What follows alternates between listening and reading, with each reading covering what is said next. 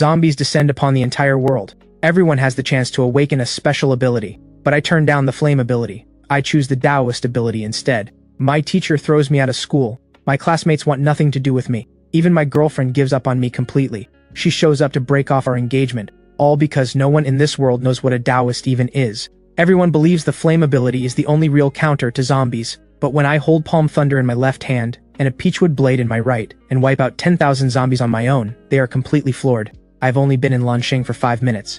3 glowing energy orbs float in front of me. Hundreds of students and teachers crowd below the awakening platform, each wearing a different expression. Envy, jealousy, hatred. I am utterly dazed when a flood of memories crashes into me the next second. My jaw drops. The world I am standing in is a world overrun by zombies. Not the flesh-eating kind, but the hopping, bouncing kind from old classic films. According to the former soul's memories, zombies are completely immune to conventional weapons. Modern firearms do nothing. Only the gift skills of the awakened can destroy them. But gifts are not created equal. Skills from weak gifts cannot even break through a zombie's defense. Only after reaching level 3 and unlocking the ultimate skill can you take down the lowest tier zombie, the Shambler, let alone the higher tiers, Verdant Corpse, Obsidian Corpse, and Main Corpse, or the legendary ones known as the Undying. But the powerful gifts, like the skills from the flame ability, deal damage to zombies several times greater than any other gift, sometimes dozens of times more. And right now, I am at the moment of choosing my gift. What I never expected is that among the 3 gifts floating before me, one of them is the flame ability. No wonder the students below the platform are looking at me like they want to tear me apart. I shake myself out of my daze and take a close look at all 3 gifts in front of me. Besides the flame ability, there is a support ability and a Daoist ability. Wait, Daoist? My breath catches. In this world, no one has any memory of what a Daoist is. They have absolutely no idea what it means. And they certainly do not know that Daoists are the natural counter to all things dark and evil. But I am different. I crossed over from another world. Only I know what the Daoist ability truly is. It is perfectly built for killing zombies. The crowd below the platform notices I have not moved. They start whispering among themselves. They assume I am stunned by landing the flame ability, a gift with an impossibly low drop rate, too overwhelmed to react. They think I have not come back to my senses. Seeing me stand there frozen, taking too long to make my choice, Professor Dorian clears his throat. His eyes burn with excitement. Rael, what are you still waiting for? Have I not taught you all to take the flame ability the moment you see it? Choose the flame ability, and all 4 great institutes will fight over you. In the future, you will be humanity's greatest weapon against the zombies. Now make the right choice.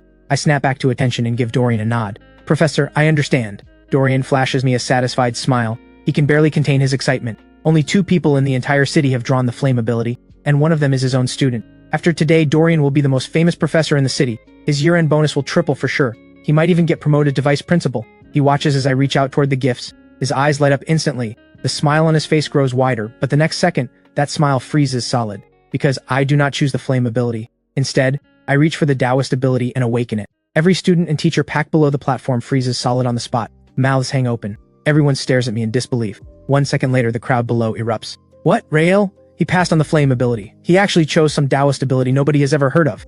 Ha, I'm dead. This is hilarious. Did his hand slip or something? He must be regretting every life choice right now. Laughter ripples through the crowd. Professor Dorian clenches his teeth. Rael, what on earth are you doing? You had the flame ability right in front of you, and you picked Daoist? That sounds like a support class at best. Do you have any idea how rare the flame ability is? You are throwing away a treasure. I do not care about the rage in his eyes. I stay completely calm. Professor, I believe the Daoist ability is more useful than the flame ability. Who is the professor here, you or me? You think it's useful? I would have wiped out winged corpses by now. From this moment on, don't you dare say you are my student. You are expelled from Yizhong Academy, effective now, and you are not qualified to participate in the Jingda Institute selection in 3 days. Dorian is one of Yizhong Academy's top professors. His brother-in-law runs the entire education bureau. Even the principal has to follow his word. Rael just pulled off the most backward move imaginable and actually made Professor Dorian lose his temper. Well, that's that. He just torched his own future. If he had chosen the flame ability, he could have walked into Jingda Institute with his eyes closed. When Professor Dorian speaks, it is law. Even the principal falls in line. Rael is actually getting expelled from Yizhong Academy. He has no one to blame but himself. He cannot even enter the Jingda Institute selection in 3 days. That is the most powerful institute in the entire country. The opportunity was practically hand-fed to him, and he chose the hard road instead. I ignore the noise from the crowd. I do not bother explaining myself to Dorian either. Instead, I focus on what is right in front of me, because a system panel has just appeared before my eyes. At the same time, a system chime sounds in my ear. Daoist ability successfully fused. Name Rael. Ability Daoist. Current rank Daoist level 1. Rank up condition. Eliminate 5 violet corpses. Passive gift Exorcist's Edge. Active skill Divine Thunder of the Violet Sky. Gift advancement path, Daoist, true one, then ascendant, then celestial master. After fusing with a gift, everyone receives their own system panel. But when I read the skill listed on mine, I pull in a sharp breath. Divine Thunder of the Violet Sky. That is the legendary technique mastered by the head disciple of Maoshan in the old films, channeling the mysterious thunder of the 9 heavens to annihilate all things evil. On top of that, my passive Exorcist's Edge adds a 1.5 times damage boost. With that kind of power, this crushes any flame skill by 100 times over. The thought brings a slow smile to my lips. But then Dorian's cold voice cuts through. Done with your awakening? Then get out. Waiting for me to thank you? I close the system panel and walk calmly down from the awakening platform. I do not care about the looks people are throwing at me, staring like I've completely lost my mind, because I know, when they finally see the power of my divine thunder of the violet sky, their jaws are going to hit the floor. As the awakening ceremony wraps up, Dorian stands on the platform with a frozen expression and makes an announcement. All awakened students are to return to school in 3 days for the selection. Of course, excluding a certain student who has been expelled. I will not name names, but everyone here already knows. Everyone knows exactly who he means. That person is me, but I know. The moment I show up to that selection, Jingda Institute will be begging me to join. Rael, I have something to say to you. I will be direct. A dragon does not share its home with a snake. I am about to be selected by Jingda Institute. You chose a worthless gift. You cannot keep up with me anymore. The engagement between our families no longer needs to continue. Seraphine is the other person in the city who awakened the flame ability. Her entry into Jingda Institute is as good as guaranteed. She is also the daughter of the Shen family, the wealthiest family in the city. The two of us had always appeared together as a couple. Everyone at school envied what looked like a perfect match. But now, simply because I did not choose the flame ability, Seraphine is breaking off our engagement. I hear her out, then respond with a calm, flat tone. Even without choosing the flame ability, I can still get into Jingda Institute. Seraphine hears this and lets out a cold, dismissive snort. Some ability nobody has ever heard of is going to beat the flame ability? Really? Oh, and by the way, have you forgotten you've already been expelled from Yishang Academy? You probably do not even qualify to enter the selection. How will you know unless you try? Rael, do you really think a few big words can save your pride? Seeing you act this arrogant just makes you look even more pathetic. Breaking off this engagement is the best decision I have ever made. With that, Seraphine turns and walks away without looking back. Seraphine, I hope that after tomorrow you can still wear that proud expression of yours. The next day I arrive at the school's training ground. Hundreds of people are crowded around 2 massive iron cages. They point and stare. Inside the cages are violet corpses, the lowest tier above shamblers. Their faces are twisted and vicious, as if they are desperate to break free and tear someone apart. But the moment their claw-like fingers reach through the bars, the talismans attached to the cage flare with light and drive the violet corpses back. When the crowd spots me, they are visibly shocked. Murmurs break out around me. Dorian marches straight up to me, his face stone cold. Rael, you have been expelled from this school. What are you doing here? Even after expulsion, the process takes 3 days to finalize. So right now I am still a Yizhong Academy student and have every right to join this selection. Even if you can enter, what does it matter? With that garbage gift of yours, how powerful can your skill even be? I bet you cannot even crack a violet corpse's defense. Since you are so determined to humiliate yourself in front of the entire school, I will not stop you. With that, he turns and walks away. Soon, a man in a black uniform steps through the crowd. It is Callum, the chief examiner for Jingda Institute's selection. His voice is steady and commanding. Jingda Institute selection, begin! Every student takes turns releasing their skills against the zombies in the cage. Their rank is determined by the damage they deal. Starting now, the students form a line and fire their skills at the target one by one, but most of them might as well be tickling it. Barely anyone can break through a violet corpse's defense. Callum watches the whole thing shaking his head, completely unimpressed. Then Seraphine steps forward. She fixes her gaze on the cage. Her eyes are sharp and cold. The next second, a deep crimson energy explodes around her body. Everyone nearby feels a sudden wave of scorching heat. They all step back. A clear ring of empty space forms around her. Behind Seraphine, the shadow of a blazing phoenix appears, vivid and alive. She extends one hand, palm out, and a churning ball of crimson fire builds in her grip. Callum's gaze snaps to her instantly. A look of rare excitement crosses his face. This is the one and only flame ability, and the skill it came with is actually Phoenix Blaze. Impressive, she is a real talent. Seraphine raises her hand and launches the fireball straight into the cage. The next second, the violet corpse is covered in a wide patch of scorched, blackened flesh. It roars in pain and lets out a savage howl. The strike stuns everyone on the training ground. Gasps and cheers pour in from every direction. Excellent. Your Phoenix Blaze shows extraordinary power. You are awarded in single S rank score. You have earned direct admission to Jingda Institute. Do you accept? The crowd erupts again. Single S rank. Direct admission to Jingda. Seraphine is absolutely incredible. Seraphine's professor stands tall, chest out, beaming with pride.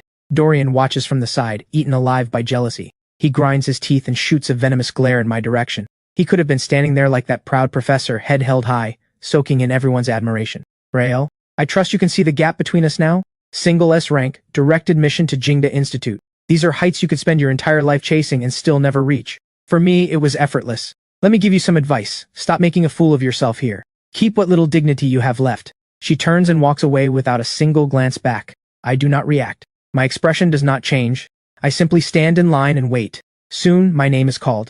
I take a slow, deep breath and walk toward the iron cage with steady, unhurried steps. Only up close like this can you truly feel how terrifying zombies really are. But I feel no fear at all. If anything, I am a little excited. I finally get to test the power of my skill. Callum studies me, his gaze filled with scrutiny and confusion. He has clearly heard the story about a student from Yuzhang Academy who turned down the flame ability and chose some unknown Daoist ability instead. He probably assumed I avoided the flame ability out of fear, afraid of danger. But the person standing before him now shows no trace of fear. Instead, my eyes burn with eagerness. I stand before the iron cage and settle my breathing. Then I form a seal with both hands and begin chanting under my breath. Callum looks puzzled. He has no idea what I am doing. Dorian, standing nearby, lets out a mocking laugh. Rael, you think putting on a little performance is going to save your reputation? If you had listened to me and chosen the flame ability, would any of this be happening? You brought this on yourself. On the other side, Seraphine says nothing, but the contempt on her face keeps growing. I pay them no mind. I speak in a low, steady voice.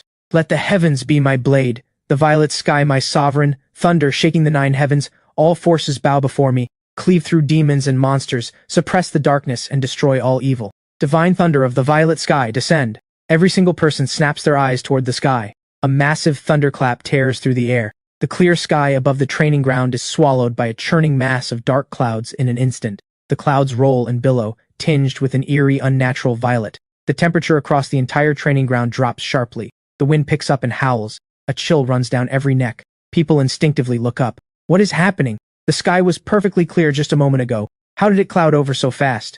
Callum's pupils contract sharply. He stares hard at the violet cloud mass overhead. He has been the Jingda Institute examiner for over a decade. He has never seen anything like this. Then, from the center of the violet cloud, a bolt of violet lightning as thick as a barrel comes crashing straight down. The roar of thunder is deafening. The ground beneath the entire training ground shudders from the impact. That violet bolt strikes the violet corpse inside the cage dead center. A shriek tears through the air. The violet corpse is engulfed in crackling electricity from head to toe. Its skin chars black. Its flesh convulses and tears apart. When the violet lightning fades, the violet corpse collapses stiff and motionless to the ground. Crackling arcs of electricity still linger across its body, continuing to eat through its remains. The entire training ground falls into dead silence. Every mouth hangs open. Everyone stares blankly into the cage. The violet corpse that none of them could even scratch has just been struck dead. In a single hit, Seraphine's phoenix blaze just moments ago only managed to scorch a patch of the violet corpse's skin. It barely dealt any real damage. But my single bolt of lightning killed the violet corpse outright. Every mind goes blank. A low ringing fills the air. This is the Daoist ability that everyone laughed at. The skill is absurdly, unfairly powerful. Dorian stands there stunned on the spot. He points up at where the lightning struck, his mouth opening and closing several times without a single word coming out. Just moments ago he was mocking me for putting on a show. Now his face is being slapped raw by reality. Seraphine stands frozen where she is. She looks at me, then at the charred remains inside the cage, her lips trembling slightly. Impossible. This is absolutely impossible. Her flame ability is ranked #1 in the entire city. Her phoenix blaze is the most powerful skill at her level. But now, some unknown Daoist with a skill he just awakened has one-shotted a violet corpse. A faint smile tugs at the corner of my mouth, but inside, I am completely calm. With the raw power of divine thunder of the violet sky, plus the 1.5 times boost from my passive exorcist edge, taking down one violet corpse is nowhere near the limit of what this skill can do. I know this better than anyone. Even if 10 violet corpses showed up at once, I could wipe them all out in one shot. Callum snaps out of his daze. Excitement surges through him instantly. He rushes to the cage in a few quick strides and crouches down, carefully examining what is left of the zombie's body. The closer he looks, the brighter his eyes become. That is it! This is a thunder ability, and not an ordinary one. The Daoist ability is actually a thunder ability. A standard thunder skill, freshly awakened, cannot even pierce a violet corpse's defense. But this student's lightning not only broke through, it kept tearing the zombie's body apart after impact. That kind of sustained damage can only come from a top-tier thunder ability. I am certain of it. This student has awakened a top-tier thunder skill. Its power surpasses the Phoenix Blaze we just saw by a full tier. What? Stronger than Seraphine's Phoenix Blaze? Does that mean Rael's score is even higher than Seraphine's? Oh wow. No wonder he passed on the flame ability. He already knew the Daoist ability was a top-tier thunder class. We were mocking him for choosing wrong. Turns out he is the real genius. We are the fools. Based on what Callum just said, Rael's score has to be at least single S rank, maybe even double S rank. In the entire 100-year history of Yizhong Academy, the number of double S rank scores can be counted on one hand. The crowd buzzes with chatter. The way people look at me has completely shifted, from mockery to shock, and now, unmistakable awe. Callum draws a deep breath and walks up to me. He cannot hide the excitement written all over his face. Rael, the power of your skill has exceeded the limits of my evaluation system. I now officially declare your score to be triple S rank. The training ground erupts all over again. That is the highest rank in all of Jingda Institute's scoring system. Callum continues. This does not mean your skill has reached its ceiling. It simply means triple S rank is the highest tier our system has. In other words, your true ability may go beyond even triple S. Our evaluation system just cannot measure that high. There is no score left to give you. With this score, you are not only granted direct admission to Jingda Institute, you will be placed in the core division for elite development. You will receive the highest level of priority resources in the entire institute.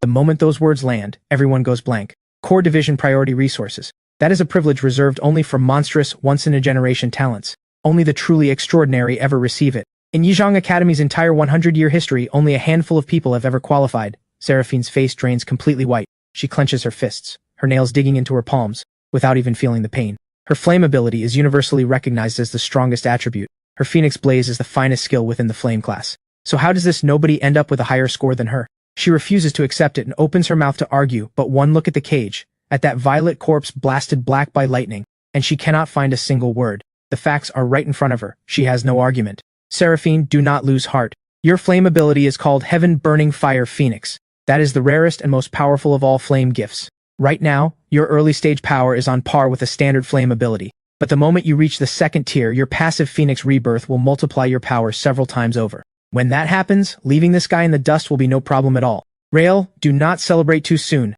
Once I hit the second tier, your lightning will look like fireworks to me. I ignore her. I simply turn my gaze back to Callum. Callum's face is filled with the look of someone who has found a rare gem. He is terrified the other 3 institutes will catch wind of this and try to poach me. He immediately spins toward the principal. Principal, this student right here, Jingda Institute is claiming him. I am pulling his file from Yizhong Academy right now. As compensation for Yizhong Academy, Jingda Institute will offer 5 additional admission slots. The principal hears this and his eyes light up like 2 bright bulbs. 5 Jingda Institute slots. That is something most principals do not even dare to dream about. Of course. Callum, I will have his file transferred immediately. But right at that moment, I speak up. I am sorry, Callum, but I have already been expelled from Yizhong Academy. The entire training ground goes quiet again. The principal's smile freezes on his face. That is no issue at all. We will treat you as a Jingda Institute special recruit. We will create a new academic record for you from scratch. As for the 5 slots we offered Yizhong Academy, since you are no longer a Yizhong student, those will be cancelled. The principal hears that and looks like his whole world has crumbled. The prize was right in his hands and now it is gone. 5 slots. Do you have any idea what that is worth? He whips his head around and locks a murderous glare onto Dorian. That look could swallow Dorian whole and spit out the bones. Dorian, get over here right now. You tell me, how exactly did Rael end up expelled? Who authorized it? Principal, that was my decision. Your decision? Who do you think you are? This is a triple S ranked talent, a priority student for the core division, and you expelled him just like that? I think your days as head of year are finished. Dorian's knees buckle. He almost drops to the ground. He knows this time it is truly over, but he is not ready to go down without a fight. He makes one last desperate move. His eyes shift quickly. He snaps his head up and points straight at me. Principal, I believe Rael cheated. I have been teaching for over 20 years. I have never once seen a Thunder ability user one-shot a Violet Corpse right after awakening. This is completely abnormal. He must have used some method to cheat. True, instantly killing a Violet Corpse right after awakening, that does seem outrageous. What if it really was cheating? Rael, have you no shame at all? Cheating just to get through the selection. You are an embarrassment to Yizhong Academy. You had better confess how you cheated right now. You say I cheated. Where is your proof? Callum is the official Jingda Institute examiner. He has raised no objections whatsoever. Are you saying your judgment is sharper than his? Or is the real reason you are doing this to dodge responsibility for having me expelled? Dorian chokes on that. His face goes purple. The fact that you said that proves you have something to hide. Principal, I take responsibility for producing a student like this. But for the honor of Yizhong Academy, I demand we examine that zombie right here and now. We must find the proof of his cheating. We need to remove this bad apple from Yizhong Academy. The principal pauses to think, then looks toward Callum. Callum gives a shrug. No objection from me. Go ahead and check. Dorian's face lights up. He strides toward the iron cage immediately. He is going to expose me in front of everyone and tear away the mask with his own hands. But the corner of my mouth lifts slightly. He is wasting his time. Dorian reaches the iron cage, bends down and reaches in, about to touch the charred remains of the Violet Corpse. But the instant his fingers are about to make contact, crack! A violent purple arc of electricity leaps from the corpse and blasts straight into his hand. Ah! Dorian lets out a piercing, agonized scream. The jolt sends him flying through the air. He lands 3 to 4 meters away. He hits the ground with a heavy thud. His entire right hand is charred black from the shock. Wisps of smoke curl off it. His fingers are curled and locked in place, like a piece of burned charcoal. Dorian writhes on the ground, his howls of pain echoing across the entire training ground. The crowd goes pale with shock. Everyone stumbles back several steps. I stroll forward at a leisurely pace and let out a cold laugh. Who said divine thunder of the violet sky can only kill one violet corpse? There was only one in the cage, that is all. Its full power has not even been shown yet. The aftershock of violet lightning is not something you touch lightly. Learn that the hard way. Dorian lies on the ground, twitching in pain, while staring up at me with wide, hollow eyes. Not a single word comes out. Everything is perfectly clear now. The principal walks over with a dark expression. Dorian, stop embarrassing yourself. Effective immediately, your position as head of year is revoked. Your year-end bonus is cancelled in full. Go back and await further disciplinary action. Dorian hears those words and collapses where he sits. It is over. All of it. It is over. I turn and walk back to Callum. Callum, I accept Jingda Institute's offer. Callum's face immediately breaks into a wide smile. Excellent, excellent. Rael, you will not regret this decision. The top institute among the 4 great institutes. That is my next destination. With the elite-level priority resources from Jingda, the gap between me and every other awakened will only keep growing wider. Right at that moment, the familiar system chime sounds in my head. Rank up quest progress increased by 1. Violet corpses eliminated, 1 of 5. Congratulations, player, you have earned a bonus reward. New skill unlocked, Talisman Arts. I check my skill menu and Talisman Arts has appeared. I tap it open. Inside are several types of talismans. Swiftness Talisman, Iron Shell Talisman, Binding Talisman. I breathe in sharply. This is too good to be real. Every single one of these is a signature tool used by the Maotian Daoist masters. I force down the excitement rising in my chest and keep my face perfectly still. The ceremony wraps up shortly after. Students drift away in small groups. But every glance thrown my way has completely changed. Rael, Seraphine's voice comes from behind me. I admit your score today was higher than mine, but do not celebrate yet. Once my gift reaches the 2nd tier and Phoenix Rebirth awakens, that is when things really begin. By then you will be no match for me. I do not bother responding. I turn and walk away. Behind me, I can hear her grinding her teeth. I get home and barely push the door open when I feel the tension in the air. My father sits on the couch, his face dark as iron, a cigarette pinched between his fingers. My mother sits beside him, her eyes red around the edges. The moment they see me walk in, my father slams his hand on the table. Rael, get over here! I walk over without a word. He jabs a finger in my face, his chest heaving. When you chose your awakening gift today, did you pass on the flame ability? I nod. Do you have any idea what you have done? The Shen family called today to break off the engagement. Shen Corporation has pulled every bit of support from our company. In the past hour alone, I have taken over 20 calls. Every single business partner has cancelled. Every single one. Do you understand?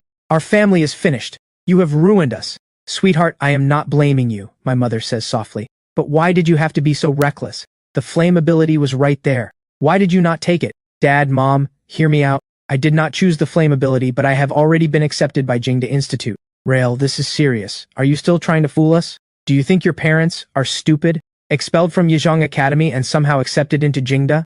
Dream on. I open my mouth to explain when the doorbell rings. I go to answer it. Standing outside is Callum.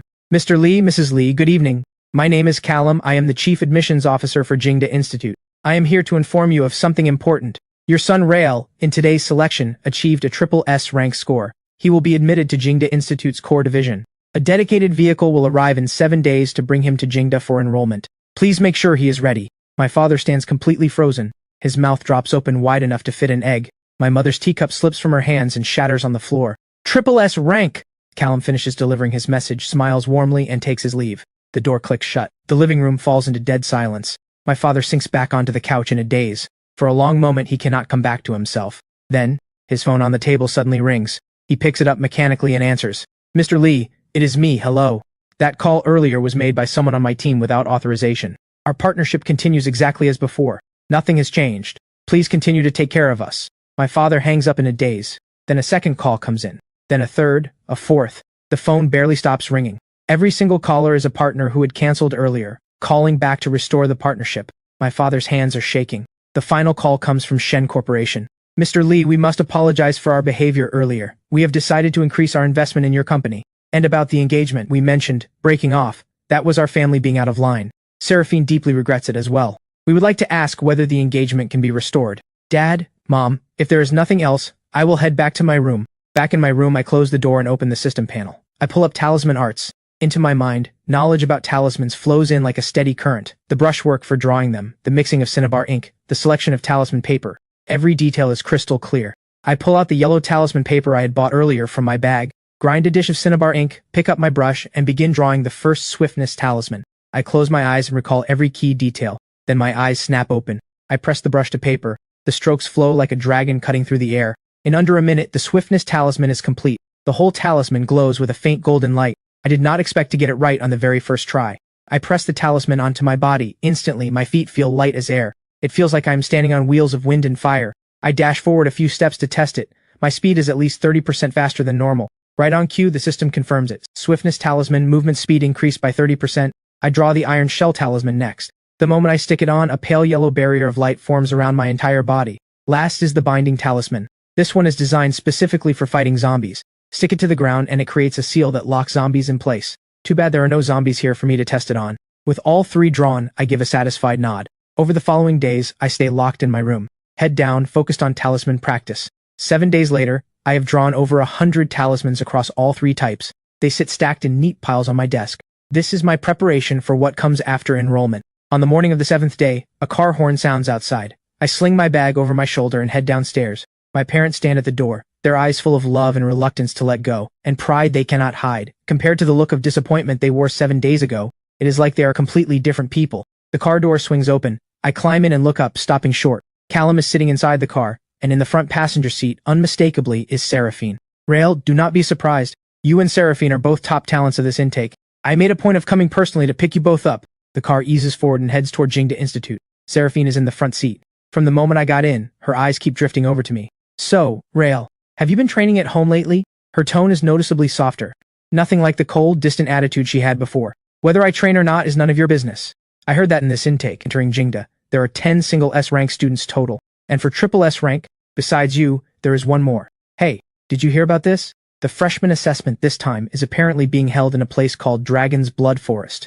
And I also heard there is a separate entry trial. No idea what exactly it involves, but it sounds like it's going to be tough. We have barely reached the front gate of Jingda Institute when the car comes to a stop. Callum gets out first to handle the paperwork. That leaves just me and Seraphine in the car. I push the door open and I'm about to step out when Seraphine suddenly reaches out and grabs my arm. I turn to look at her. She bites her lip, visibly hesitating for a long moment. Finally, she speaks. Rael, what happened with the engagement was my family's fault. I have been thinking about it for days. I have decided to give you another chance.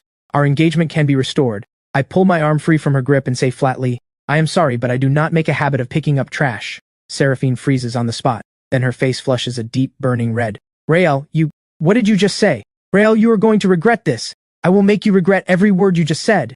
I do not look back. Just a cold smirk on my lips as I walk away. But the moment I step out of the car, I stop dead. What is in front of me is not Jingda Institute at all. It is a rundown, dilapidated village. The dirt road is full of holes and uneven ground. The buildings on both sides are made of dark brick and gray tile. Dead weeds cover every rooftop. But the most unsettling thing is this. Above every single rooftop curls a faint trail of dark shadowy mist. It is deeply, bone-chillingly eerie. Just looking at it makes your skin crawl. A dozen or so new students stand nearby. Every single face looks completely lost. Callum, where exactly are we? Are we not supposed to be reporting to Jingda Institute? This is your reporting location. Your first starter trial, the zombie village trial? Something stirs inside me. I had not expected this world to have trials. Callum turns to face us. Your entry assessment takes place right here. The mission is simple. Kill zombies. Callum, we only awakened a few days ago. You are already putting us up against zombies? Is that not too much to ask? What if someone gets killed? Relax. Most of what is in this village are shamblers, the most basic form of zombie. They have not evolved into violet corpses yet. As long as you do not let them swarm you, the skills you have awakened should be more than enough to handle them. Right then, a tall, broad-shouldered guy strides out from the group. He carries himself with a strong, upright build and a look of arrogance baked into his features. He walks straight up to me and tilts his chin up at me. So you are Rael? I have heard of you. Triple S rank score, same as me. My name is Zane. On the enrollment list you are the other Triple S who placed above me. When we go into that village, you had better hope we do not run into each other. Because if we do, I will show you who the real number one of this intake is. I cannot be bothered. I turn to leave. What, scared? If you are scared, go home. Stop embarrassing yourself. I stop. I turn and give him one look, calm and flat, the way you look at a clown trying to put on a show. That look makes Zane uneasy, but he refuses to back down. He puffs his chest up high. To prevent any accidents, Callum says, everyone will receive a protective ring. Put them on. He pulls a box from behind him and hands out a pile of rings. He distributes them one by one. Each ring can block one fatal attack and will instantly teleport you out of the village. Or, when your level reaches 10, it will automatically extract you as well. Remember, the trial has a 5-hour time limit. Assessment, begin. The words have barely left his mouth when my vision blurs. An invisible force pulls me away, and the next second I am already standing in a narrow alley deep inside the village. I take a slow breath. This place is thick with dark energy. Just standing here sends a chill crawling up my spine. I do not rush in. First, I pull out a few talismans and apply one swiftness talisman and one iron shell talisman to my body. My body feels instantly lighter. A pale yellow shield wraps around me. Now I feel ready. I scan the area with a quick look and pick the nearest rundown house. I push the door open and step inside. Creak. The wooden door lets out a sharp grating sound. Inside, the light is dim. The dark energy in here is several times heavier than outside. I squint and use the light filtering in from the doorway to get a clear look. My breath catches. Right in the center of the room, 3 coffins are lined up in a neat row. A thick layer of dust coats each lid. I have barely found my footing when I hear a hollow thumping from inside the coffins. Bang! The lid of the leftmost coffin is shoved open from within. A pale, dusty arm reaches out. Then a shambler sits upright and drags itself out. Its body is completely rigid. Its skin is a dull ashen gray. Its eye sockets are sunken and hollow with no eyeballs at all, just 2 faint, glowing green orbs of light. Its neck rotates slowly, letting out a grinding crack of bone on bone. It locks onto me. Then the other 2 coffins burst open one after another. 3 shamblers claw their way out, arms outstretched, hopping forward, lunging straight for me. I step back twice and raise my hand, and a crack of thunder follows. Lightning comes down and hits the leading shambler dead on. It drops instantly. Its body is charred black. Not a twitch. The remaining 2 shamblers keep hopping forward. I flick my wrist and send a binding talisman slapping onto the floor. A small ceiling formation takes shape. The 2 shamblers hop right into it and are locked in place immediately, unable to move their legs. All they can do is stare.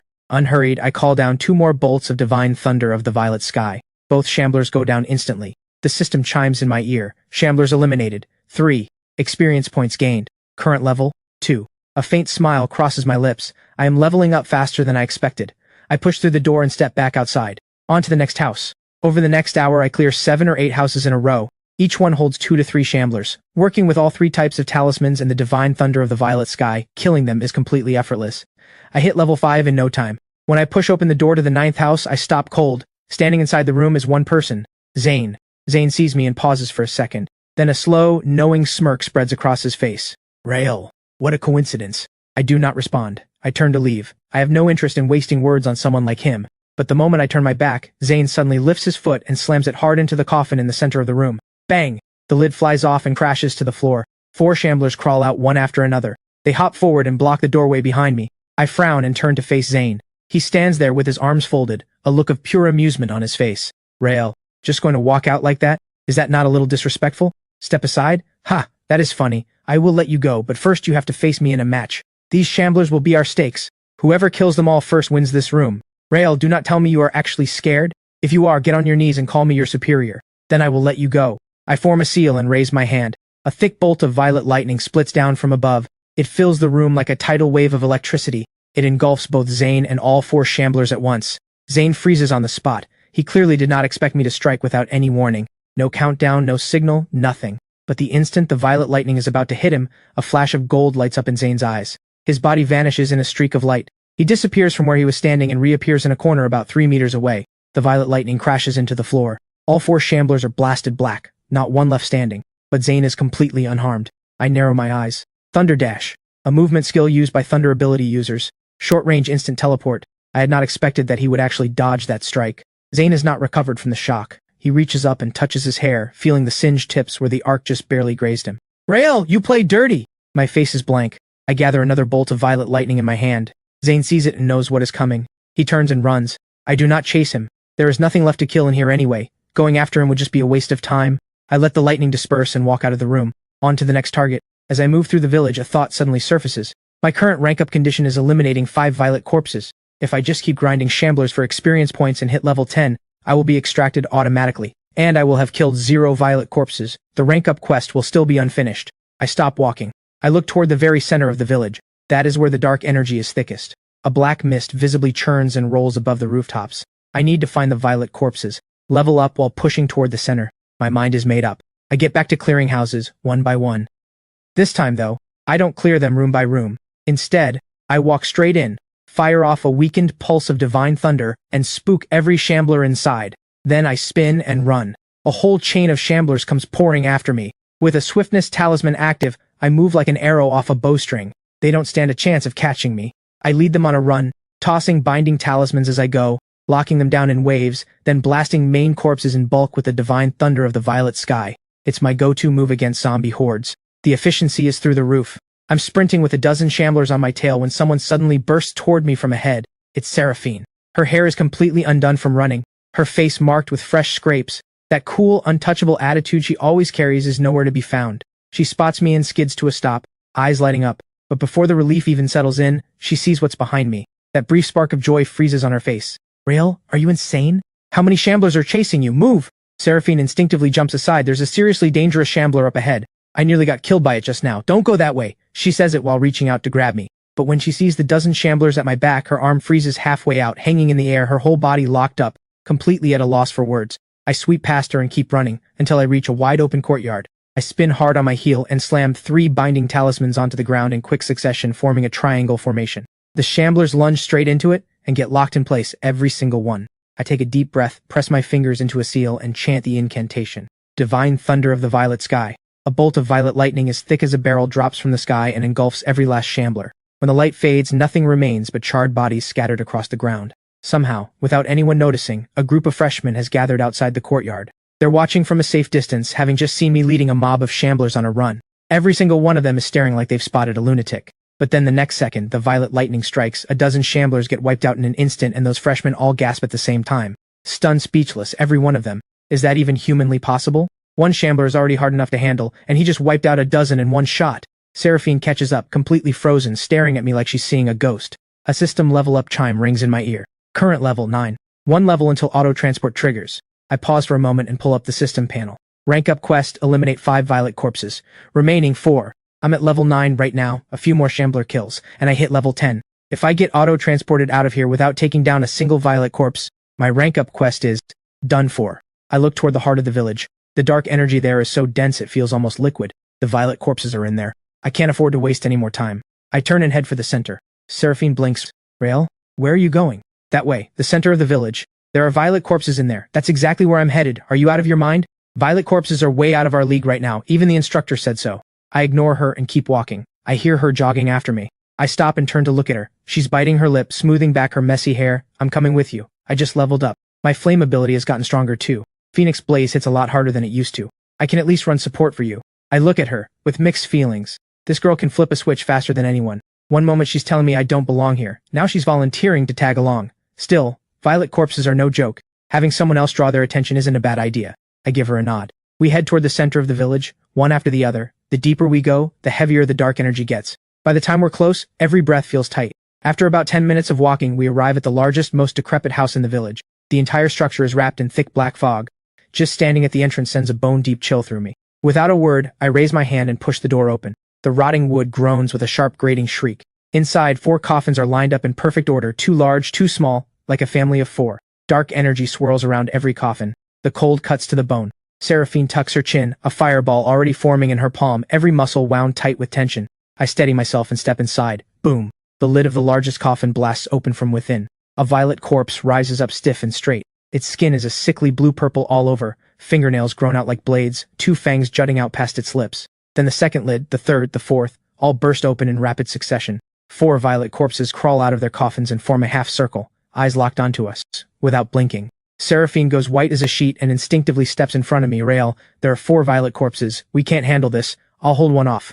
You run, now! She's scared, but she doesn't step back. The fireball in her palm keeps growing. I glance at her, genuinely surprised. When it counts, she actually steps up. I pull her behind me, stay back and watch. Don't worry about me. Seraphine freezes. The next second, I'm already moving. I fling 3 binding talismans in one motion, landing them in a triangle around the 4 violet corpses. Golden light flares across the ground. 3 of the violet corpses are locked in place. Only one breaks free. I don't wait for it to come to me. I lunge forward, form the seal, chant the words. A bolt of violet lightning drops from above. Boom! The one that broke free is reduced to ash on the spot. Seraphine's eyes go wide. She just watched a violet corpse get erased in a single strike. The shock hits harder than anything she felt during the selection exam. I spin. Another bolt. The second pinned violet corpse drops the moment it lands. 1 strike, 1 kill. Clean and efficient every time. But just as I'm moving on the 3rd violet corpse, a sharp crack of thunder rips through the air outside. Right after that, the sound of countless shambler footsteps floods in from every direction. My brow tightens. I rush to the doorway and look out. My breath catches. 30, maybe 40 shamblers are pouring into the yard, and on a rooftop in the distance I spot a figure. Zane. He's been using Thunder Dash to move all over the area, drawing every shambler in the entire village straight here. He's trying to drain us out, to get us eliminated. Seraphine rushes out. She takes one look at the scene, and her hand instinctively goes to the escape ring on her finger. Rael, we should pull out. I take a slow breath and steady myself. Not yet. My rank-up quest still needs 2 more violet corpses. If I leave now, everything I've done means nothing. I turn to Seraphine, pull her aside, dig 3 talismans out from my coat and press them into her hands. Listen. Binding talisman on the ground to lock down shamblers. Swiftness talisman for speed. Iron shell talisman for defense. Keep those shamblers off me for 5 minutes. Seraphine stares at the talismans in her hands, then looks back at me. All right, I trust you. She slaps on the swiftness talisman and the iron shell talisman. Her speed visibly jumps. A pale golden barrier wraps around her body. Hey, over here, right here. The shamblers fall for it instantly, every one of them lurching after her at once. I spin back inside immediately and focus on the remaining violet corpses. Violet lightning gathers in my palm. I send it straight at the third one. It's struggling against the binding talisman when the lightning hits. It drops right there. One left. I breathe in deep and push the power of the divine thunder to its limit. Boom! The lightning falls. The last violet corpse turns to cinders. A system chime rings in my ear. Rank up quest complete. Violet corpses eliminated. Quest progress 5 of 5. Congratulations, player. Daoist ability has advanced. True Adept unlocked. The system panel appears before me. New skill unlocked. Golden light seal. Projects a golden barrier around the body. Passive. Exorcist's edge activated. Evil cannot approach. Divine thunder of the violet sky power increased by 50%. Duration of all 3 talisman types doubled. Current tier, second tier. Next stage, rank up condition, eliminate 10 pale corpses and 1 verdant corpse. Second tier to third tier. Level requirement, 30. A surge of pure joy rushes through me. Not only do I have a brand new skill, the divine thunder of the violet sky is stronger than before, and all my talismans last twice as long. This is a massive upgrade. But this isn't the time to celebrate. Seraphine is still out there playing tour guide for a mob of shamblers. I need to move. The moment I burst through the door, I spot Seraphine in the distance. She's gasping for breath as she runs, her face drained of color, the horde behind her growing by the second. She's clearly at her limit. Her hand drifts toward her ring. She's about to activate the escape ring. Not on my watch. I don't hesitate. I press the seal and chant. Divine thunder of the violet sky, strike. The upgraded lightning hits at least twice as hard as before. Dark clouds churn overhead. A violet bolt as thick as a barrel plunges from the sky, landing dead center in the shambler horde. Boom. When the thunder clears, the ground is scorched black. Every last shambler in the mob drops at once. Not one remains. Seraphine stands there panting, staring blankly at the corpses littering the ground, unable to process what just happened. She turns to face me, eyes filled with pure disbelief. Rael, your lightning got even stronger? On a rooftop nearby, Zane has been watching all of this. He's completely still. Rael ranked up in just a few hours. That guy actually reached the second tier. Zane's fists clench hard. A cold, vicious light flickers in his eyes. The next second, he grits his teeth and crushes his own escape ring. His body dissolves into a streak of light and vanishes. Before he disappears, he fixes a long, piercing stare in my direction. That look is cold and venomous, like a snake sizing up its prey. I don't give it a second thought. I walk over to Seraphine and take back the talismans. Come on. Absorb the EXP. She hesitates, a little sheepish. They're already dead. Grabbing the XP is the least you can do. She relaxes at that and closes her eyes. A soft red glow pulses around her. Less than a minute later, she opens her eyes. Something about her has shifted entirely. The joy on her face is impossible to hide. I reached the second tier! I give her a nod. The ring on my finger suddenly lights up. A beam of golden light wraps around me. A wave of dizziness hits. The next second, Seraphine and I are standing outside the village. Callum is already waiting outside. When he sees us emerge, his eyes light up. He's just about to speak when a figure comes charging over. Zane. He's clearly been waiting out here for a while. Face twisted with fury, pointing straight at my face and letting loose. Rael, you fight dirty. You just opened fire inside without any warning, not even a heads up. You nearly fried me alive. Zane, you're not exactly clean either. You were using Thunder Dash all over the village center, funneling every shambler straight toward us. Using someone else's blade to do your dirty work, right? 1 move each. We're even. Zane chokes on a comeback. His face goes red. He jabs a finger at me, but not a single word comes out. Rael, don't get too comfortable. I'll give you that, you ranked up fast. But I've reached the second tier too. Among all the freshmen at Jingda Institute this year, I am the strongest. Next time we meet, I'll show you what that means. He turns and storms off. Callum watches all of this unfold, then gives me a long, knowing look without saying a word. Just a faint smile at the corner of his mouth. I watch Zane's figure disappear into the distance and let out a quiet, cool laugh. Strongest? We'll see about that. Callum steps in front of us. Rael, Zane, Seraphine, congratulations. Following Jingda Institute tradition, freshmen who successfully advance to the second tier will be personally selected and mentored by senior instructors. Please welcome the 4 instructors. The words have barely landed when 4 figures drop from above, landing cleanly in front of us. The one in front is a middle-aged man, powerfully built, dressed in a black uniform with a flame emblem stitched across the chest. He folds his arms and sweeps a glance across the crowd. My name is Cinder, 4th tier, flame ability. Next, a lean and wiry man steps forward, Volt, 4th tier, thunder ability. The third is a man whose build is almost absurdly massive, name's Rex, 4th tier, physical ability. Last is a middle-aged woman wearing glasses, I'm Lyra, 4th tier, psychic ability. The students erupt instantly, buzzing with hushed excitement. That's Instructor Cinder. I just saw him on the news a few days ago. He took down a Verdant Corps solo. Instructor Volt, ranked first among Jingda Institute's top 10 awakened last year. Instructor Rex, rumor says he can cave in an obsidian corpse's skull with one punch. Instructor Lyra, one of the top psychic ability users around. The moment Zane hears Volt's name, he straightens up instantly, face lit up with excitement. Volt is widely considered the most popular instructor at Jingda Institute. With Zane's thunder ability, getting picked by Volt feels like a done deal. He strolls over to me with a smug look. Rael, let me spell something out for you. Out of these 4 instructors, Cinder is flame ability. That lines up with Seraphine. Volt is thunder ability. That lines up with me. Rex is physical ability. Instructor Lyra is psychic. But you? Daoist ability. Nobody's ever even heard of it. Not one of these 4 instructors matches up with what you have. So what if you hit the second tier? Without a mentor who matches your ability, you've already hit your ceiling. Give it 6 months, you'll fade into nothing. I don't bother responding. Zane takes that as a sign he's landed a hit and grins even wider. Then the next second, something happens that wipes that grin clean off his face. None of the 4 instructors even glance at him. Rael, I reviewed your performance in the trial. You don't have a flame ability, but that destructive power of yours, that lightning, I want it. Train under me. I'll give you 3 premium spirit vials every month, Cinder. That's not fair. Rael's lightning-based. He and I are cut from the same cloth. Come with me. I'll pass down every last thunder technique I've been sitting on for years. Look, I'm physical ability, sure, but I can give the kid armor no one else can match.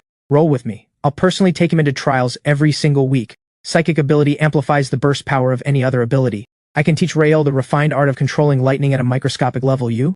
No chance. Everyone's here already. How could any of you possibly— What did you just say? Seraphine is stunned too. She instinctively glances at Cinder. Cinder, the flame ability instructor who should rightfully be choosing her, has eyes only for me. She bites her lip, feeling something she can't quite name. The freshmen watching from the sidelines are completely stunned. One of them leans over to whisper to the person next to them. 4 4th-tier instructors fighting over one student. I've never seen anything like this in my life. Rael is on a different level. I remember his entrance exam performance. He stood out more than anyone. Word is he one-shot a violet corpse. The 4 instructors are going at it hard, and just when Rex looks like he's about to throw hands with Cinder, what on earth are you all arguing about? Have some dignity. All 4 instructors freeze at once and turn toward the voice. The next second, every one of them lowers their head and steps aside. An old man with white hair walks toward us with steady, unhurried steps. He wears a long green robe, hands clasped behind his back, presence absolutely overwhelming. Just standing there, he radiates a pressure that feels impossible to measure. Callum hurries forward to greet him. Principal Crane! It's Principal Crane! The former principal of Jingda Institute. Word is he reached the 4th tier 50 years ago. He's one of the most powerful, awakened in all of Jingda Institute. Elder Crane looks at me. You're Rael?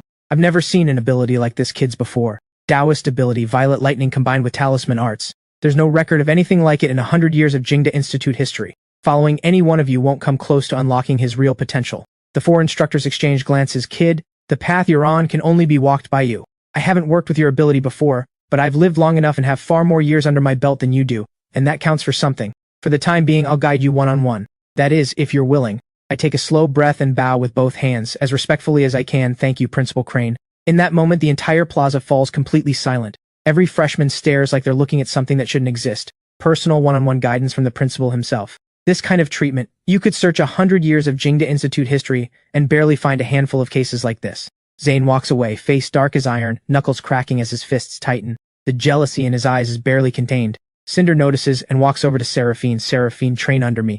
I see real potential in you. Seraphine blinks and nods mechanically, but her gaze keeps drifting over to me. Her expression a tangle of things she can't quite sort out. The ceremony ends.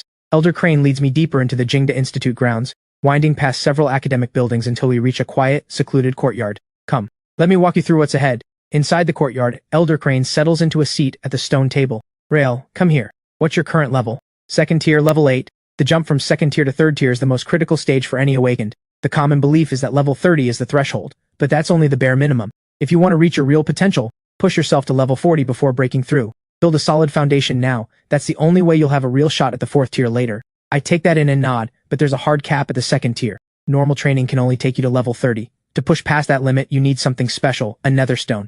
In 2 weeks, the 4 Institute Freshman Tournament is set to begin. First place comes with a netherstone as part of the prize. That's the real thing you're competing for, but to enter the tournament, you first need to earn one of Jingda Institute's 10 freshman slots. One of those 10. I have to get that spot. Elder Crane pulls a small vial from his robe and hands it to me. This is a basic spirit vial issued by the school. Every freshman gets one. It supports cultivation. But you can't use it yet. Why not?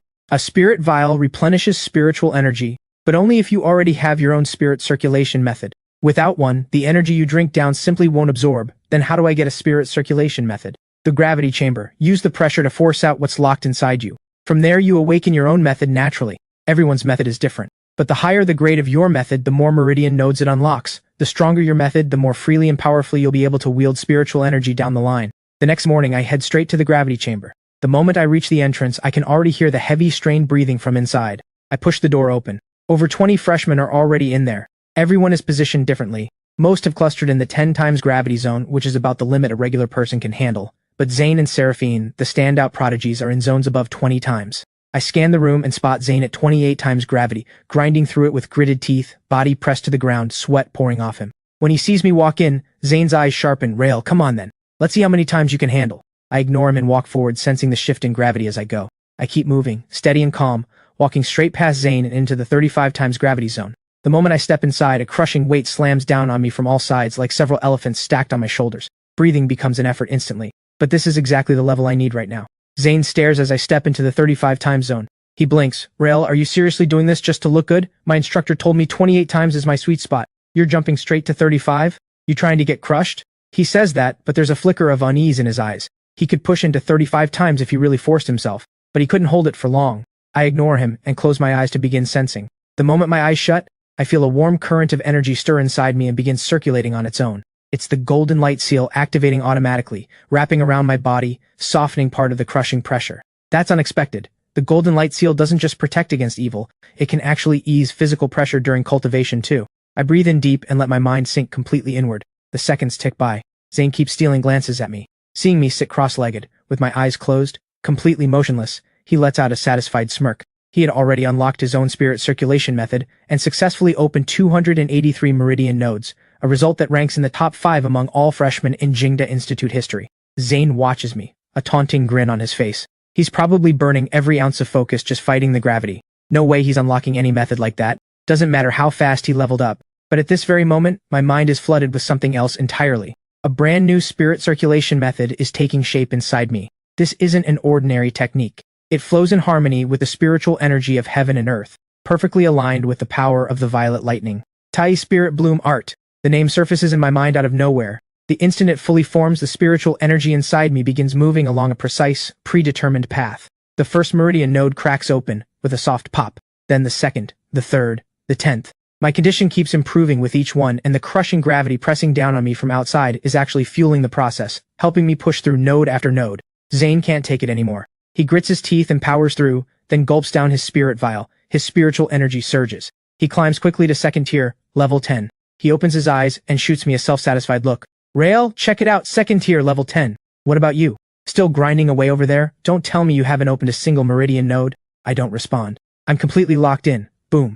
The 200th meridian node cracks open. Boom. The 300th. Zane senses something is off, so do the freshmen nearby. Something strange is radiating off me. With every passing second it grows stronger. Zane's chest tightens. He turns and looks at me. My forehead is lightly damp with sweat, but my breathing keeps getting calmer and steadier. How many meridian nodes has this guy opened? He's still thinking it when the monitor beside him beeps and the screen flashes a message. New record. Rail, 351 meridian nodes unlocked. The entire gravity chamber erupts in a collective gasp. 351. The previous record at Jingda Institute was 348, set by a senior 10 years ago. Zane goes blank. How many did he unlock? 283. A result that ranks in the top 5 in freshman history at Jingda Institute. And Rael just beat it by nearly 70. I open my eyes. Spiritual energy flows through me with total ease like I've been soaking in a hot spring for 3 straight days. Unhurried, I take out the spirit vial that Principal Crane gave me and drain it in one go. Spiritual energy floods in, and the Tai Spirit Bloom Art absorbs it instantly. 2nd tier, level 11. Level 12. I don't stop until level 15. Zane's eyes go as wide as saucers. Second tier, level 15. He's at 10. I'm 5 full levels ahead. I walk out of the gravity zone and Zane opens his mouth but nothing comes out. He just stands there, frozen. Word spreads fast from the gravity chamber. In less than an hour, the entire Jingda Institute explodes. Freshman Rael has unlocked 351 Meridian nodes and shattered a 100-year record. The school's internal forum is instantly buried in posts about it. For a moment, I become the most talked about name at Jingda Institute. I don't pay any of it attention. I just take a slow stroll around campus, processing the spirit circulation method I unlocked today as I walk. When I reach the area near the plaza, I stop. My brow furrows. Several large iron cages are lined up in the center of the plaza, but inside the cages they're not zombies. They're students. Men and women both. Every face tinged a sickly gray-green. Some of them wrapped in bandages, clearly having been through something serious. I walk over and find Callum there, directing a few staff members. He turns, sees me, and waves me over. Rael, good timing. These are students from the year above. During trial training, they got scratched or bitten by zombies and contracted corpse venom. Corpse venom? Then why are they in cages? With current medical technology, corpse venom can't be removed. All we can do is combine sunlight exposure with their own cultivation efforts to purge it slowly. But it's a long process. Minor cases are manageable, but severe cases carry a real risk of zombie mutation. That hits me hard. I walk up to one of the cages. Inside is a young man. He's clearly out of his mind. His body shakes uncontrollably. He keeps slamming himself against the bars, letting out a hoarse, ragged growl. I stare at him and a flash of insight cuts through my mind. From a past life, those Hong Kong films about Daoist priests. For zombie bites, they use sticky rice. Sticky rice can purge corpse venom. I spin on my heel and bolt. Callum startles Rael. Where are you going? I don't look back. I head straight for the cafeteria and track someone down. One of the kitchen staff is cleaning up. Excuse me, can I get some sticky rice? It's urgent. Sticky rice, what do you need that for? To save someone. Please, hurry. Thank you. I spin around and go, sprinting out of the cafeteria and back to the plaza. The poisoned student is worse now. His skin is turning a deeper shade of blue-green, his teeth elongating one by one. The signs of mutation are unmistakable. The school doctor and staff are shaking their heads. I reach the cage, out of breath, and move to open it. Callum grabs me. He moves fast, Rael. Are you crazy? That student is about to mutate. I shake free and charge straight into the cage. The student sees me coming and lunges at me with a feral roar. I grab a handful of sticky rice and press it directly onto his bite wound. The next second, the blue-green spreading across his skin visibly recedes. In just a matter of seconds, color begins returning to his face. He collapses to the ground, falling into a deep sleep. But his breathing is steady now. The corpse venom at the wound has clearly been suppressed. I wipe the sweat from my face and walk out of the cage. The entire plaza is dead silent. Callum's mouth hangs open. The school doctor's medical kit hits the ground with a smack. They're all staring at the student inside the cage, completely unable to believe what they just saw. Sticky rice. Sticky rice can actually counter corpse venom? How is that even possible? Rael, how did you know sticky rice could purge corpse venom? Where did you learn this? I'm not entirely sure myself. I once heard an old man mention it in passing. He said sticky rice carries yang energy, which can overcome yin-based evil. I figured it was worth a shot, Rael. You've done something incredible. This is a massive contribution. He immediately pulls out his radio and calls it in. In under 5 minutes, several senior school administrators come rushing over, every one of them looking at me like I'm made of gold. Rael, you mentioned sticky rice can counter corpse venom. Are there any other things like that? Well, I think a peachwood blade might be able to hurt zombies. And black dog blood, both of these might work against zombies too. A peachwood blade and black dog blood, that sounds completely out there. But get it tested immediately. The school moves fast. In under an hour, someone has sourced both a peachwood blade and black dog blood, and testing begins immediately in a backup trial zone. Without waiting for the results, I follow Elder Crane back to his courtyard. I'm just about to ask him about the next phase of my training, when the courtyard gate slams open and someone bursts in. Rael, the test results are in. Everything checked out. The peachwood blade can cut straight through a violet corpse's defenses. Black dog blood works on zombies like nothing we've seen before. The school is already beginning nationwide procurement of all 3 items on a massive scale. Rael, you've literally made history. Elder Crane sits in his chair, his aged eyes fixed on me. That gaze holds shock, disbelief, and something heavier beneath it all. Rael, you may not realize this, but the school has decided to present you with a special contribution award. Nothing like this has happened in the entire history of this institution. Callum finally takes his leave, reluctant to go. The gate closes. The courtyard goes quiet. Elder Crane slowly rises from his seat and walks toward me. There's something I need to tell you, kid. Something in my chest drops. This is the first time I've ever seen Elder Crane look this serious. Starting today, I will personally stay by your side to protect you. As your guardian? A guardian? Is that really necessary? Rael, what do you think is the most dangerous thing in this world? Zombies? No, it's people. A chill runs through me. Elder Crane walks slowly to the center of the courtyard, turning his back to me. I'm going to tell you one thing. Just this one thing. You hear it and then you forget it. You tell no one. Among those at the top of human society, there are people who, in pursuit of immortality, have secretly aligned themselves with the Undying. The Undying are the final form of zombie evolution. They are completely indistinguishable from humans, able to blend into society without detection, with lifespans that never end. There are forces within human society that were secretly built and controlled by the Undying. The largest of them is called the Undying Covenant. Their goal is most likely to erode humanity's strength and turn this world over to the undead entirely. And what you demonstrated today, sticky rice purging corpse venom, the peachwood blade cutting through the undead, every single one of these has the power to change the tide of humanity's fight against zombies. Which means you've already been marked by them. Elder Crane turns and faces me. His eyes are sharp as a hawk's. The road ahead won't be easy, kid, but as long as I still breathe, no one will lay a hand on you. Thank you, Principal Crane. The wind moves through the courtyard, carrying a faint chill. I look at Elder Crane's aged but upright silhouette and understand clearly for the first time that this world is far more complicated than I ever imagined. The next day, a theory lecture is underway in one of the academic buildings. Zane is leaning back in his chair, leaning close to the person sitting next to him. You hear about this? Let me let you in on something. The school has made a decision. They're going to equip every freshman with sticky rice, a peachwood blade, and black dog blood, all three. These things hit zombies through the roof. The person beside him blinks, clearly skeptical. Sticky rice against zombies? Dead serious. Got this straight from my instructor. 100% reliable. Zane narrows his eyes, shoots me a smug glance, clearly trying to show off in front of me. He's so well connected. But right then, the classroom door swings open. Callum walks in, carrying a rosewood box in both hands, a wide smile on his face. He walks straight to my desk and sets it down. Rael, this is from the school. The Special Contribution Award. The entire classroom goes silent instantly. Every pair of eyes locks onto the box on my desk. Callum opens it. Inside, neatly arranged, are 3 premium spirit vials, an exquisitely crafted jade pendant, and a thick stack of resource vouchers. Zane's eyes go perfectly round. Every trace of smugness collapses off his face. Why him? Why does Rael get a Special Contribution Award? Examiner Callum. Why does just discovering that sticky rice works on zombies get this kind of reward from the school? Isn't this a little excessive? If you can also discover that the 3-item set counters zombies, the school will reward you the same way. Zane chokes. Not a word comes out. His face turns deep red. The whole classroom bursts out laughing. Zane's face goes cold and dark. He slowly sinks back into his seat. Callum sets everything down, gives me a nod, and leaves the classroom. When the bell rings, I've barely finished packing up when someone approaches me. A third-year student, bowing deeply in front of me. Rael, thank you. If you hadn't discovered that sticky rice counters corpse venom, I wouldn't be here right now. Don't mention it. It was nothing. It wasn't nothing. That was my life. There's a whole group of us, more than 10 upperclassmen, and we all want to call you a friend. If you ever need anything, just say the word. We've got your back, no questions asked.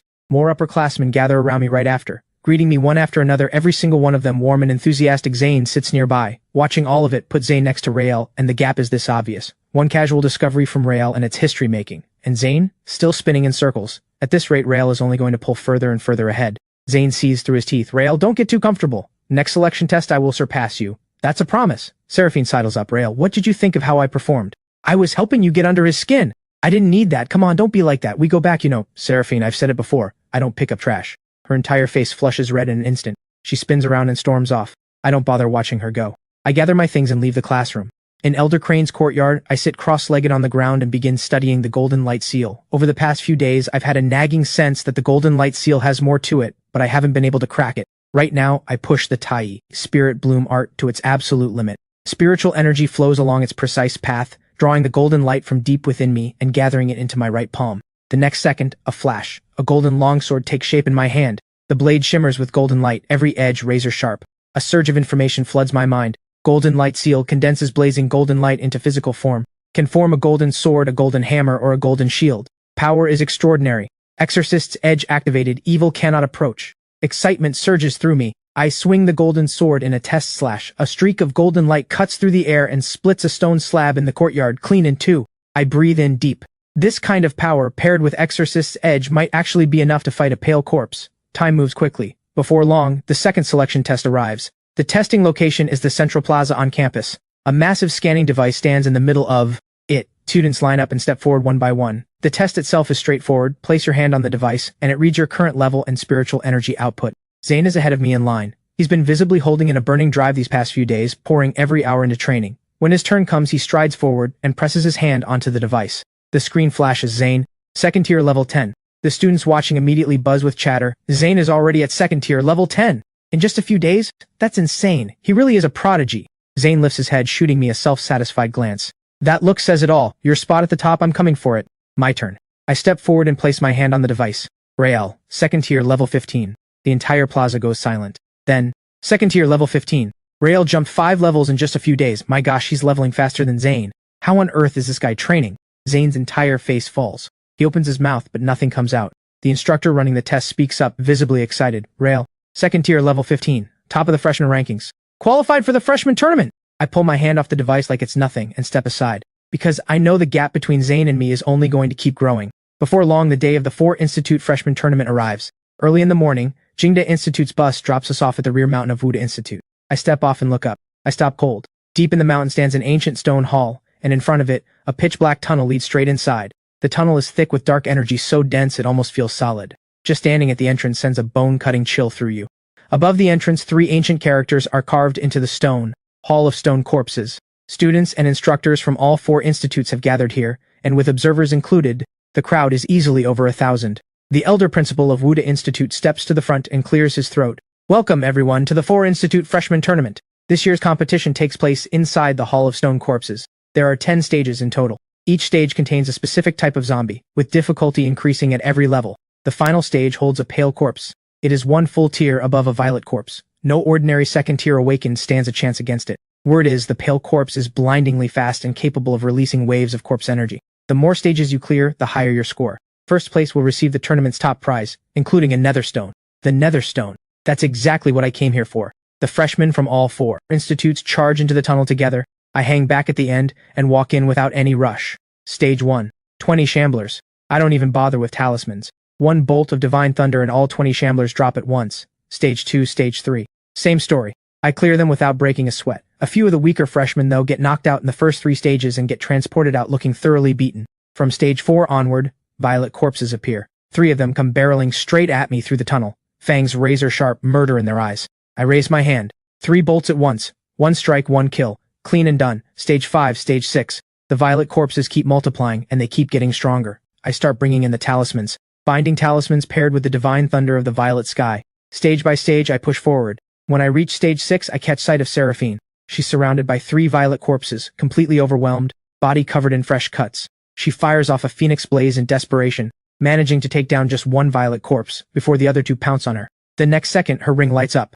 She dissolves into a streak of light and gets transported out. From outside, she sees that I've already cleared Stage 6. Something complicated crosses her face. Just as I'm about to enter Stage 9, a burst of shocked cries breaks out. I look over.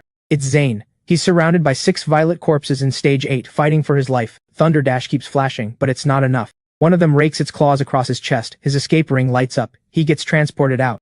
Making it to Stage 8 is still an impressive result for Zane. The instructors and students watching outside nod in recognition. A triple S rating lives up to the name.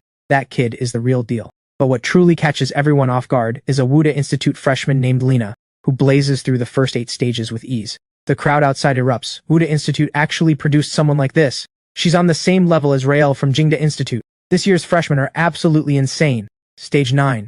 The tunnel opens up into a massive stone chamber. 10 violet corpses charge out all at once. I take a breath, pull out a stack of binding talismans, and fling them one after another. Golden light blazes across the floor, forming one massive formation. All 10 violet corpses rush into it and are locked down instantly. I shift into kite and strike.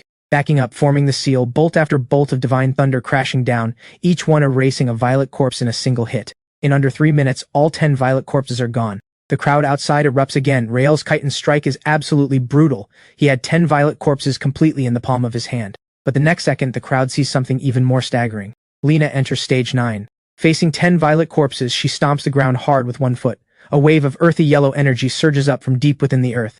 A towering earth titan, nearly 3 meters tall and armored in thick stone and gravel, lets out a roar and drives its fists into the crowd of violet corpses. Boom, boom, boom.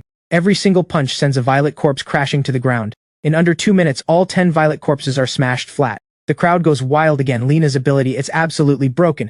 She just summoned an earth titan and went head-to-head with violet corpses. That's the peak of summoner ability right there. Stage 9 is over.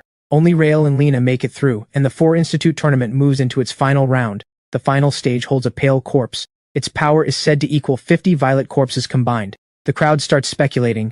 Just how long can the 2 of us last? Some people think that Lena's Earth Titan summoning could definitely hold out longer. And without Lena's raw power and defense, I'd probably get one-shotted by the pale corpse before I even blink. Round 10. The pale corpse appears. Lena goes first. He summons the Earth Titan once more. It looks like a moving mountain. The pale corpse charges in. One swipe of its claws carves 3 deep gashes straight into the ground. The Titan strikes back. It swings its massive fist. Boom. The pale corpse gets launched into the air. It slams into the stone wall and blasts a crater right through it. But the next second, the pale corpse is back on its feet. It presses the attack without missing a beat. Lena's titan trading blows with the pale corpse has every student and instructor outside absolutely frozen. No way. This guy Lena is actually going toe-to-toe with the pale corpse. Insane. He's been here barely a month. The sky's the limit for this guy. But even so, Lena is slowly losing ground. The pale corpse is faster and stronger. His titan, Shake, is getting worn down piece by piece. The damage keeps piling on. After holding on for 3 full minutes, the titan gets shattered by a single kick. Lena takes internal damage and gets sent flying. His escape ring activates. He's warped out of the arena. The crowd outside erupts in applause. Lena lost, but he lost with honor. 3 full minutes against a pale corpse. Absolute genius. Then it's my turn. I take a slow, deep breath and step into the arena. The crowd outside goes dead silent. Every single pair of eyes locks onto me. How long can he even last? He doesn't have Lena's kind of power. A minute, tops. The pale corpse appears before me. Its entire body radiates a sickly white glow. It stands over 2 meters tall, fangs sharp as blades. A heavy aura of death rolls off its body. I open with 3 binding talismans, but when they hit the ground at its feet, only a faint flicker of golden light appears. The pale corpse barely stumbles before ripping free by sheer force. Even my upgraded binding talisman barely makes a dent against a pale corpse. My heart sinks. I form the seal immediately. Divine thunder of the violet sky. A massive bolt of violet lightning crashes down from the sky and strikes the pale corpse dead center. Its body shudders from the impact. But the very next second, it just shakes it off with nothing to show for it but a few scorch marks. The crowd outside sucks in a sharp breath. The thunder only scratched the surface. Looks like things aren't looking good for me. Getting hit by the divine thunder of the violet sky only makes the pale corpse angrier. Its eyes go wide with fury as it charges straight at me. Everyone outside shakes their heads. Rael is done. He's getting warped out. But the instant the pale corpse reaches me, golden light, arise, shield my soul. By the Supreme Lord, let it be done. A layer of golden light blooms around my body. It's soft, yet radiates overwhelming power. There's something sacred about it. The moment the pale corpse reaches the golden light, its entire body comes to a dead halt. The crowd freezes. Nobody understands what just happened. And the pale corpse itself actually shows a flicker of fear on its face. It takes a step back, clearly suppressed by the golden light. I don't give it a second to recover. I create some distance and keep forming seals. Spirit energy surges through me at full force. Golden light starts condensing right in front of me. The instructors and students outside are dumbstruck. The pale corpse watches the light growing brighter and brighter before me. And for the first time, genuine fear appears in its eyes. Its instincts are screaming at it that this energy is a lethal threat. The next second, it turns and runs. The crowd completely loses it. A pale corpse is running away from Rael. What is happening right now? Pale corpses are high-tier undead, far smarter than a violet corpse. It can sense real danger. And the golden light I'm channeling is triggering a primal death instinct deep inside it. But there's no way I'm letting it escape. The golden light snaps into shape. A golden longsword hovers before my chest. The blade pulses with radiant light. Its edge is razor sharp and ready. Golden light slash. A beam of golden sword light rockets toward the pale corpse. It tears through the air and hits the fleeing pale corpse dead in the back. Thwack! The pale corpse, its entire body is sliced clean in two from behind by the golden blade. It crumbles to the ground and stops moving. The entire chamber, the entire arena falls into silence.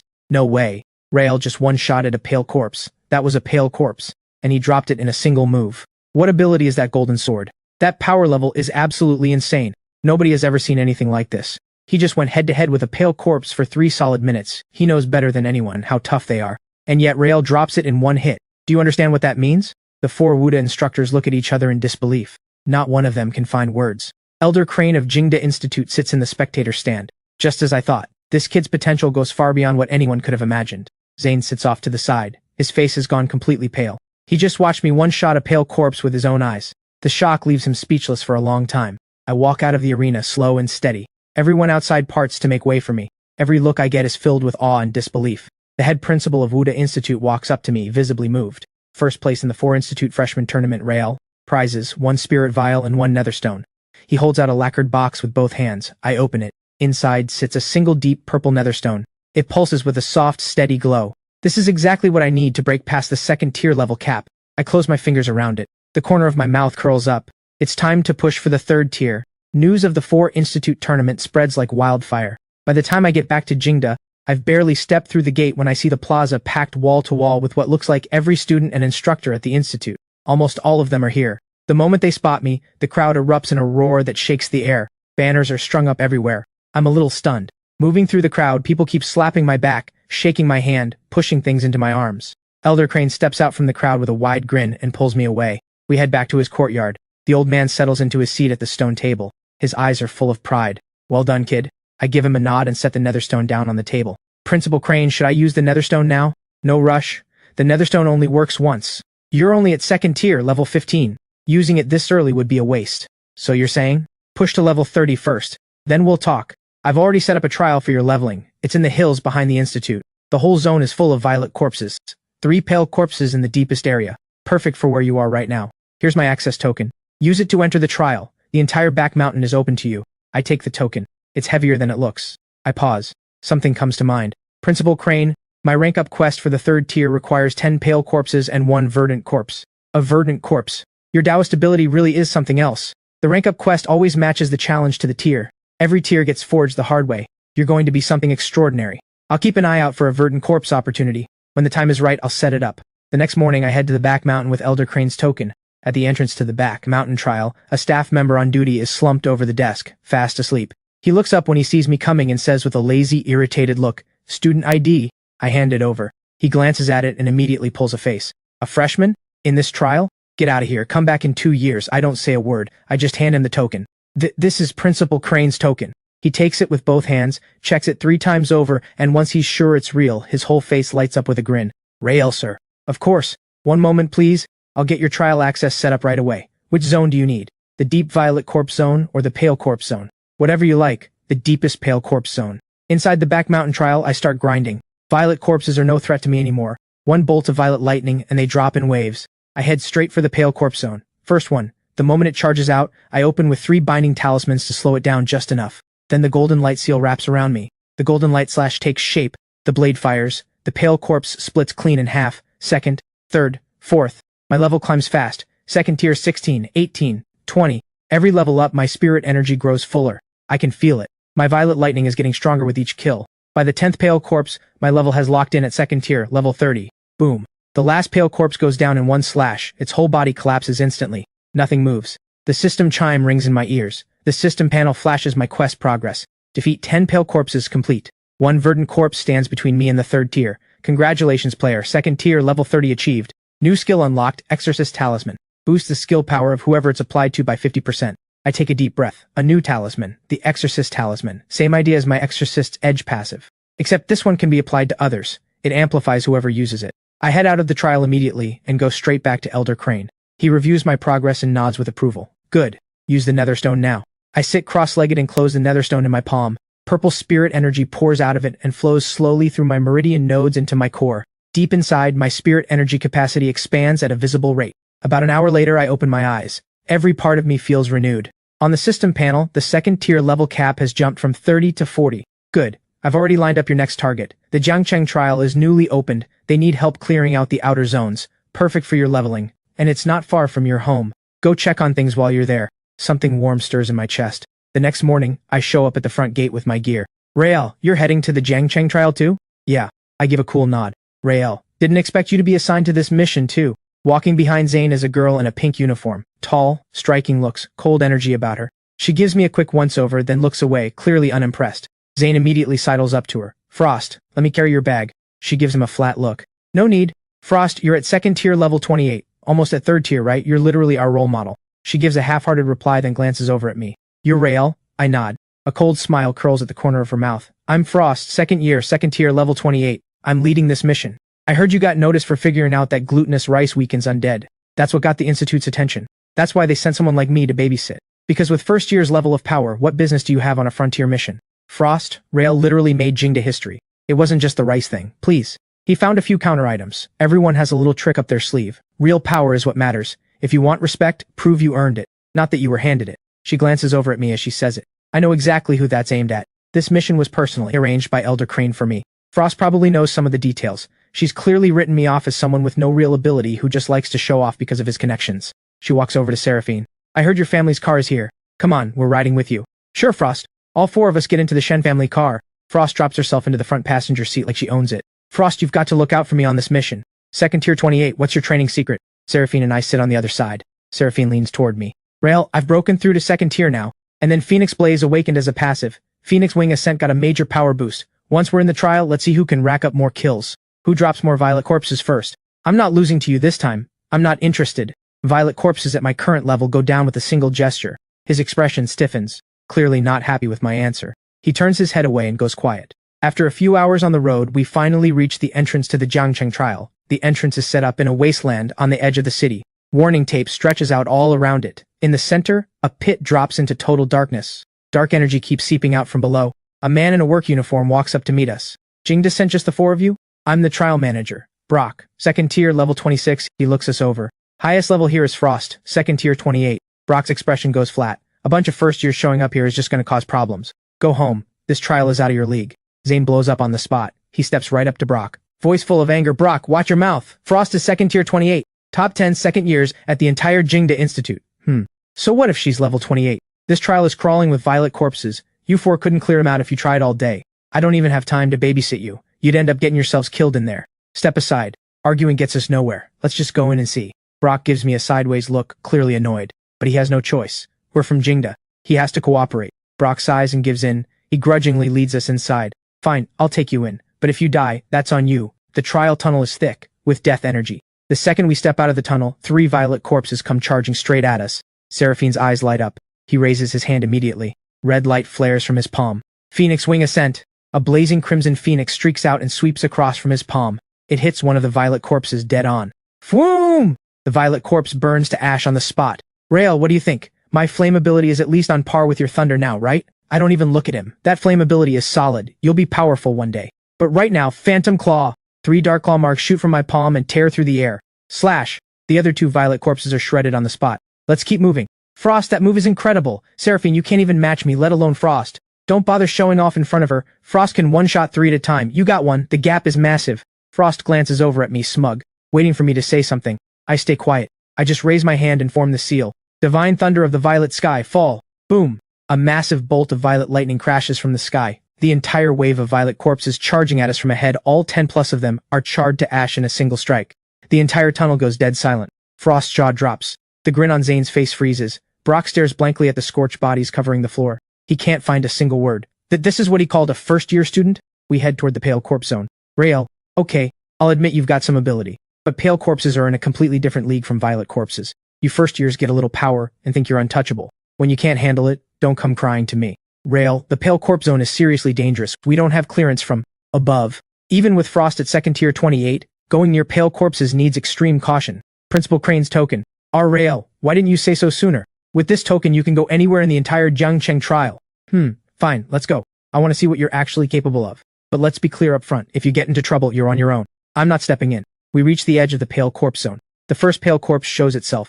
Rael, maybe we should back off. A pale corpse is beyond what we can handle. Rael, even with powerful thunder abilities, all you can do is scratch a pale corpse's defenses. You're just trying to show off. Don't embarrass yourself. Frost folds her arms and watches with cold eyes. She's clearly waiting to see me fail. Divine thunder of the violet sky, fall. The upgraded violet lightning hits with terrifying force. The pale corpse takes a direct bolt. Its body is instantly charred to nothing. It drops and doesn't get up. The entire trial falls silent. Frost's mouth falls open. She stands there frozen. She knows better than anyone how tough a pale corpse is. At second tier level 28, taking on one pale corpse costs her everything she has. And I just wiped it out with a single bolt. Brock looks even more stunned. A first year actually did this? I don't explain. I keep moving. The second pale corpse charges out. Lightning drops. Third one down. I keep taking them out while having Brock pass me spirit vials to keep my energy up. My level rises fast. Second tier 32, 35, 38. And just like that, I hit second tier level 40, the cap. Something clicks. At my current power level, I should be able to deal real damage to a verdant corpse now. Just as I'm about to push deeper, a strange guttural screech rips through the air ahead. It's rough, ragged, and filled with vicious energy. Nothing like a violet or pale corpse. Impossible. There can't be a verdant corpse here. Then a shape bursts out of the dark haze ahead. A massive undead creature, nearly 3 meters tall. Its whole body radiates a sickly greenish hue. Fangs sharp as blades. A pair of red eyes burning with cold light. Brock goes white as a sheet. I narrow my eyes and study the verdant corpse carefully. It still shows traces of a pale corpse. This one just evolved. Very recently. Something is very wrong. This trial is newly opened. The undead here shouldn't be evolving this fast. Something is off. Fall back!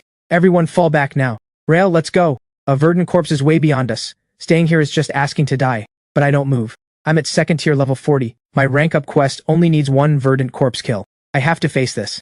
I reach into my coat and pull out stacks of talismans and hand them out to Frost and the others. Rael, are you out of your mind? Fine if you want to die, but don't drag us down with you. I don't explain, I just say calmly, try it first. Frost clenches her teeth. She looks like she wants to kill me with her eyes. But Zane has already slapped the talisman on without thinking. The next second his expression shifts. My power just spiked, and there's a barrier now. With the Exorcist talisman applied, he tests a thunder dash. It's noticeably stronger than before.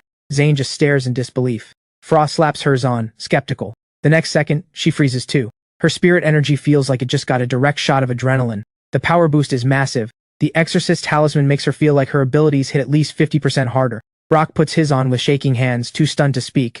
I take a deep breath and speak quietly. Keep the verdant corpse busy. I'll handle the rest. This time Frost doesn't hesitate. She raises her hand, Phantom Claw. Boosted by the Exorcist talisman, her Phantom Claw tears right into the verdant corpse. Even she didn't expect that kind of damage. The verdant corpse lets out a shriek as 3 deep gashes open across its body, but the wounds begin closing almost immediately. Brock fires off his Earth-type skill, Earthbind. Hands erupt from the ground and lock around the verdant corpse's feet. Zane's hands flash with constant arcs of lightning, blasting bursts of electrical fire across the verdant corpse. Seraphine launches Phoenix Wing Ascent. A blazing phoenix screams toward the verdant corpse. The verdant corpse is kept occupied by all 4 of them in rotation. Its focus is split. I take the opening and slap an Exorcist talisman on myself. My spirit energy surges instantly. I form the seal without delay and begin the incantation. Golden light, arise, shield my soul. By the Supreme Lord, let it be done. Golden light blooms around my body. Then I start condensing it. A golden longsword takes shape before me. The blade blazes with radiant light. Golden light slash. A beam of golden sword light fires out and drives straight into the verdant corpse's shoulder. The verdant corpse screams. A deep wound tears open all the way to the bone. Agonized, it thrashes wildly. Then it snaps its mouth open and unleashes a blast of sickly green corpse poison toward us. Frost leaps aside in alarm. Zane reacts fast, using Thunder Dash to get clear. The poison hits the ground and eats straight through it, leaving a gaping crater. One hit from that corpse poison and it's over. I don't give the verdant corpse time to recover. I form the seal again. A second golden light slash condenses. The golden blade fires once more and strikes the verdant corpse square in the chest. It staggers back several steps. A massive wound splits open across its chest. The damage is devastating. But it also sends the verdant corpse into a frenzy. Its corpse poison sprays out in every direction. Frost scrambles to dodge, firing phantom claws to keep it distracted. Zane doesn't dodge. He draws its attention, buying me time. Seraphine keeps launching Phoenix Wing Ascent back to back. I seize the moment and unleash bolt after bolt. Boom, boom, boom. Over a dozen violet lightning strikes leave the verdant corpse scorched black all over. It's clearly out of fight. With one final golden light slash cutting through the air, this freshly evolved verdant corpse finally crashes to the ground. Frost catches her breath, leaning against the wall. She stares at the verdant corpse's body. Then she looks at me. Her eyes are full of disbelief. Zane collapses to the ground, unable to process what just happened. A second tier, awaken, just killed a verdant corpse. Do you have any idea what that means? Seraphine's mouth hangs open. He can't say a word. He thought that once he broke through to second tier, the gap between us would shrink. But looking at this now, the gap has only gotten wider. I don't look at their stunned faces. I keep my eyes on the system panel in front of me and listen to the chime ringing in my ears. Rank up quest complete. Congratulations, player. You have advanced to True Adept. As a True Adept, you have unlocked a new skill, Shangshi Corpse Command. Temporarily control lower tier undead and bend them to your will. New talisman unlocked, 100 Corpse Talisman. Commands undead to serve you for a limited time. My heart leaps. Another powerful skill added to my arsenal. Commanding undead directly. This means I can use undead to level up for me without lifting a finger myself. Beyond the new skills, my existing abilities have all seen major upgrades. Exorcist's Edge passive now boosts power by 50%. Divine Thunder of the Violet Sky hits harder. Golden Light Seal performs better across the board. I take a deep breath. I feel completely reborn. New skills, new talismans, Exorcist's Edge boosted again. My power has taken another leap forward. But from 3rd tier onward, the requirements to rank up get significantly harder. 30 verdant corpse kills, 5 obsidian corpses, and to advance from 3rd tier to 4th tier, the level requirement jumps straight to 60. I stop thinking about it. I sit cross-legged immediately and run the Tai Spirit Bloom art to restore the energy I burned through. Frost snaps out of it and rushes over. Rael, rest, focus on recovering, I'll guard you. She's a completely different person now. That cold, superior attitude is gone without a trace. She's warm and eager all of a sudden. Seraphine's expression goes cold. He pushes past Frost. Rael has me watching over him. You can go rest over there. Frost frowns at Seraphine. Her voice drops cold. Seraphine, I'm the team leader here. A first-year overstepping like this is out of line. Rael is my fiancé. It's only right that I'm the one watching over him. Fiancé? I heard your engagement with Rael was called off, and your family was the one who broke it. Seraphine's face goes red. That was a misunderstanding. We've sorted things out, so that means the engagement is still cancelled. There's nothing between you two. Seraphine freezes on the spot. His face drains of color. He can't find the words. He bites his lip, glaring at Frost with barely contained fury.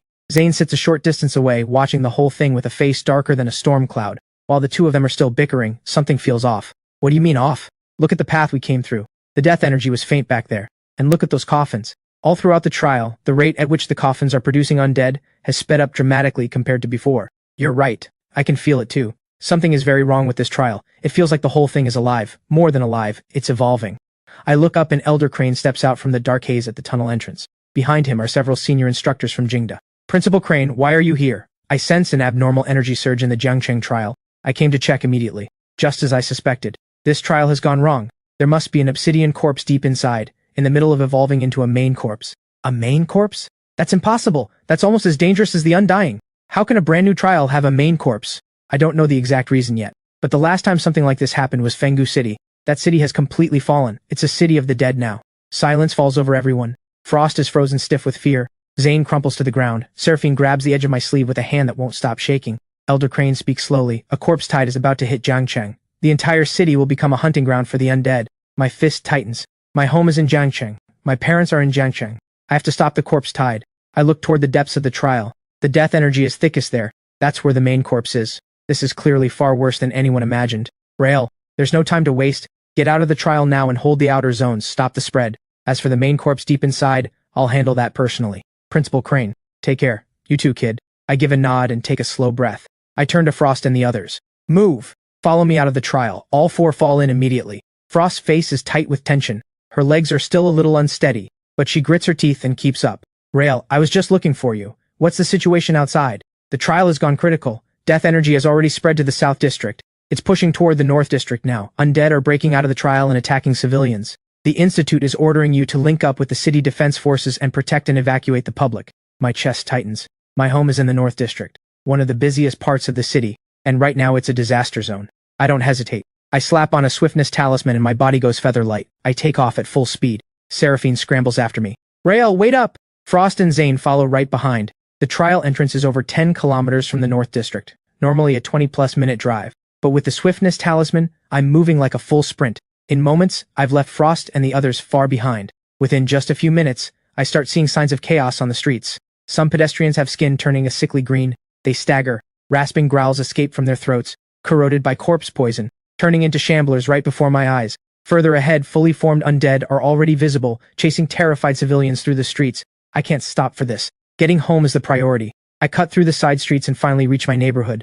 The safety barrier at the entrance has been torn apart. The ground is covered in blood. My stomach drops. I push harder and sprint straight for the shelter at the center of the complex. The shelter was built specifically to withstand a corpse tide. Reinforced concrete frame, wrapped in thick alloy plating on the outside. Under normal conditions, it can hold against violet corpse to level attacks. But when I get there, the main hatch is badly warped from repeated impacts. A pale corpse standing over 2 meters tall is leading a pack of over a dozen violet corpses, slamming into the shelter door again and again. Every hit sends a piercing shriek of metal ringing out. Divine thunder of the violet sky fall. Boom! A thick bolt of violet lightning crashes from the sky and hits the pale corpse dead on. At third tier, my violet lightning is nothing like what it used to be. The pale corpse takes the full strike and drops without getting up. I raise my hand and fire off a few more sword beams. The remaining violet corpses are wiped out in seconds. The screaming inside the shelter cuts off instantly. Then the hatch creaks open from the inside, just a crack. Eyes peek out. They see the charred bodies covering the ground outside. Everyone freezes. The next second, the hatch swings fully open. A crowd of shaken residents pours out. I don't have time for greetings. I ask immediately, where are my parents? Your parents were taken by community staff. They were escorted to the large shelter near Yizhong Academy. The defenses there are far stronger than here. They'll be fine. A little tension lifts from my chest, but I'm still not at ease. I put on a fresh swiftness talisman and charge toward Yizhong Academy, but when I reach the school grounds, I stop dead. Someone is standing in the middle of the field. No idea when they got there. Black robes, average build, unremarkable face, a strange smile on his lips. And what strikes me most is that with everything that just happened in this area, he doesn't look the slightest bit rattled. Just standing there, perfectly relaxed. Rael. The name is Vex, head of the Undying Covenant's Jiangcheng branch. The Undying Covenant. My fist tightens. Spirit energy quietly builds in my palm, ready to strike at any moment. Vex is completely unhurried. Relax. I only came today to have a little chat. About what? I'm sure you can see it. This trial mutation isn't random, is it? Correct. This is the work of the Undying Covenant. We had 2 goals. First, drain the strength of 4th-tier powerhouses like Elder Crane. Keep them too tied up to interfere. Second, and more importantly, you, Rael. You discovered glutinous rice, the peachwood blade, and black dog's blood as counters to the undead. These 3 things, if they were ever used at scale by humanity, would completely shift the balance of power in this world. And the Undying King wants this world to become a paradise for the undead. So Rael, you're coming with me. I stare at him coldly. I don't say a word. Then all at once, I fling 4 talismans. Binding talismans land at Vex's feet. I slap an exorcist talisman onto myself. Then I form the seal. Divine thunder of the violet sky fall. Boom! A massive bolt of violet lightning crashes from the sky and hits Vex directly on the head. Vex clearly didn't expect me to strike first. He's completely caught off guard. The instant the lightning hits, his body shudders. A small hole is blasted through his chest. But the next second he tears free from the lingering lightning force. His face twists with fury. A flash of cold viciousness crosses his eyes. His spirit energy explodes. Rael, I didn't think you'd be this ungrateful. Looks like I need to show you what a third-tier fighter is actually capable of. My heart sinks. He's several levels above me. Vex raises his hand. Spirit energy rages through him. Iron Feather! The next second, the sky above Yizhong Academy's field fills with countless iron-colored spikes. They crowd the air, thick as a swarm. Then they rain down like a storm. Every spike gleams with a cold edge, and clearly laced with deadly poison. I slap on a swiftness talisman fast and blur into a streak of motion, weaving and dodging through the iron storm. Boom, boom, boom! The spikes hammer into the ground all around me. The entire field is shredded, riddled with holes. Where I was standing just seconds ago is now pierced through like a sieve. Without a moment's hesitation, I activate 13 corpse drive talismans and take control of 13 pale corpses. They charge at Vex. Vex's eyes sharpen. Iron Feather comes down again, raining down on all 13 pale corpses. But pale corpses are tough. The Iron Feather can slow them down, but it can't take them out. All 13 reach Vex and swarm him at once. Vex is buried under the attack. He can't break free. I take the opening and form the seal. Spirit energy surges through me at full force. Golden light starts condensing in my palm. Vex catches the movement out of the corner of his eye. His expression shifts instantly. Too late, I shout. Golden light slash! A beam of golden sword light cuts across the sky and drives straight at Vex. He scrambles to dodge but still catches the edge of the golden blade on his shoulder. The gash tears all the way to the bone. Vex lets out a sharp cry and staggers backward. He clutches his shoulder, and for the first time, real wariness shows in his eyes. Rael, this Daoist ability of yours is more trouble than I expected. He grits his teeth and pulls a pale grayish bone fragment from his coat. It glows with an eerie sheen. The death energy in the entire area starts pulling toward him. The Undying. My blood runs cold. That's the Undying's bone. Rael, I was going to leave you breathing. But since you insist on being difficult, don't blame me for what comes next. He slams the bone into the ground. A deep hollow rumble erupts from below. The entire Yizhong Academy field shakes violently. Then the ground in the center of the field splits open into a massive fissure. A towering grayish-white cocoon, several meters tall, rises slowly from the earth. Strange patterns cover its surface, pulsing rhythmically. Something inside is about to break out. Then, from every direction, a deep collective shriek fills the air.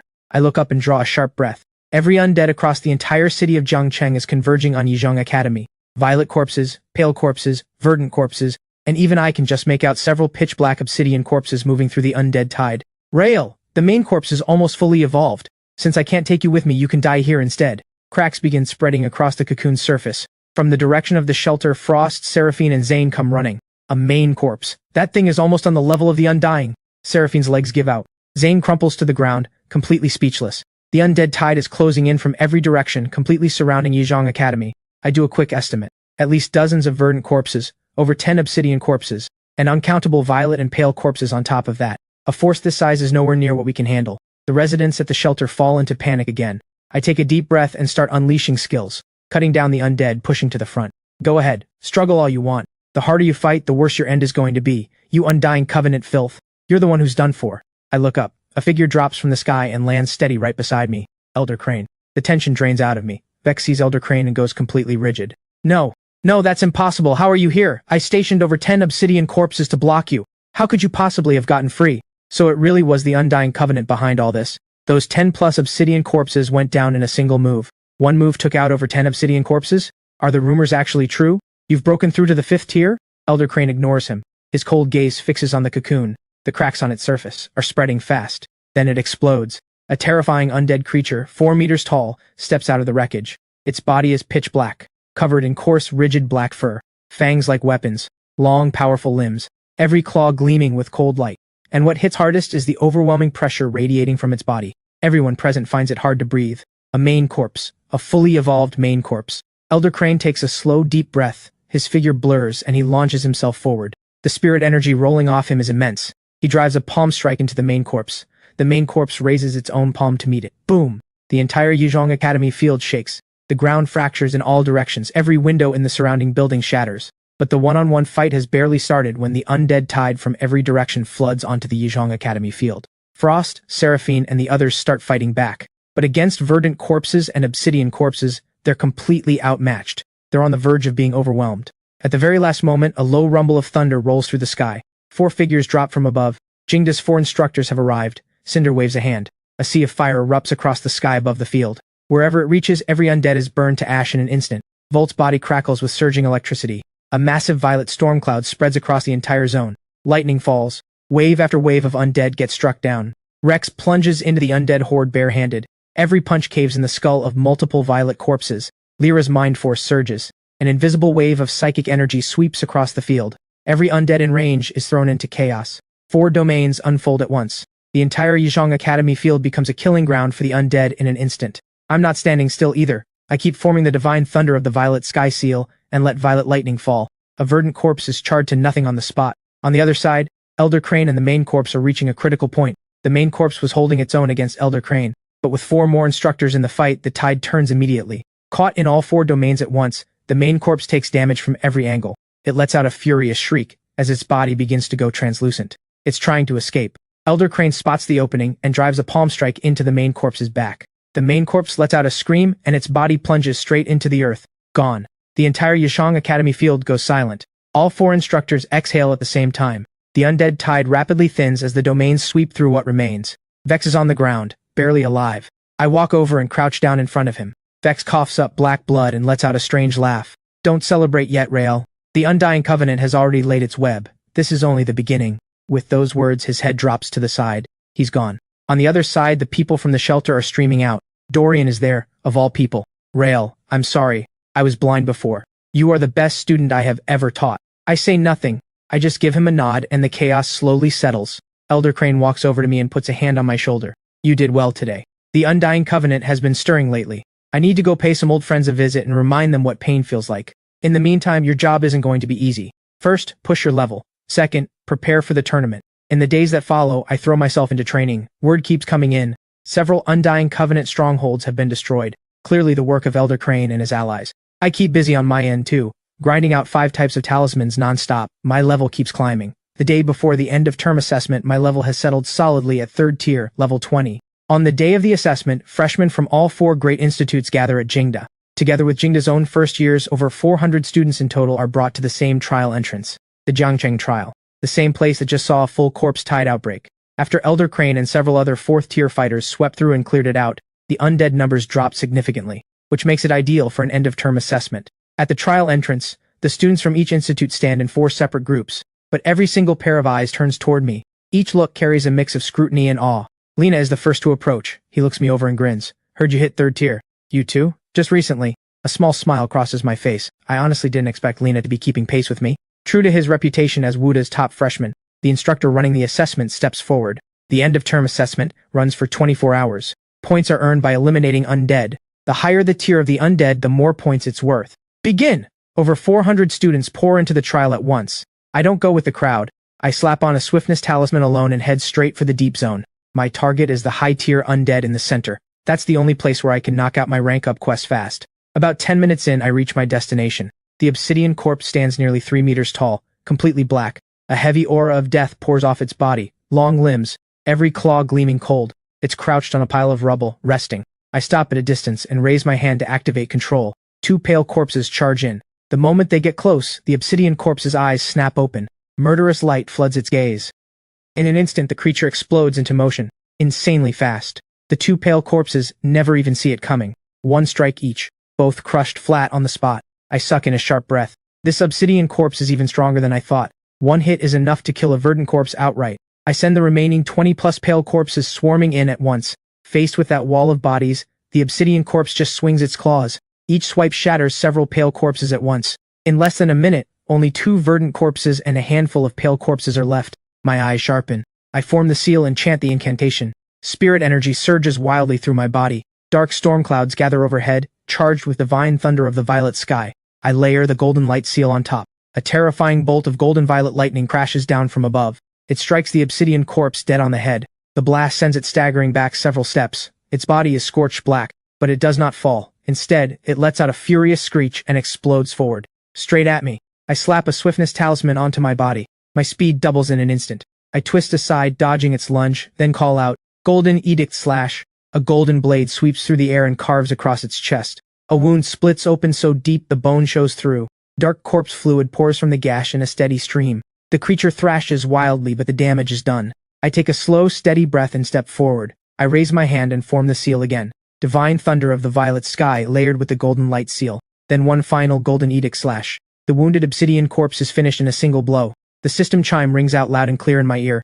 Obsidian corpse defeated. 30,000 points awarded. Rank up quest progress. Obsidian corpse is eliminated. 1 of 5. I give a satisfied nod. At this rate, it won't be long before I clear the rank up quest. The bell signals the end of the test. Students and faculty from all 4 institutes gather in front of the main display screen. The presiding professor clears his throat and announces the individual rankings. 10th place, Jingda Institute. 9th place, also Jingda Institute. Aside from 2nd place, claimed by Lena of Wuda Institute, not a single student from any other school makes the list. The professor pauses. His voice can barely contain the excitement. Jingda Institute, Rail. Total points 78,000. Rail. Congratulations, this is your first place reward, the Waystone. I take the box and open it. Inside, resting quietly, is a stone roughly the size of a pigeon's egg.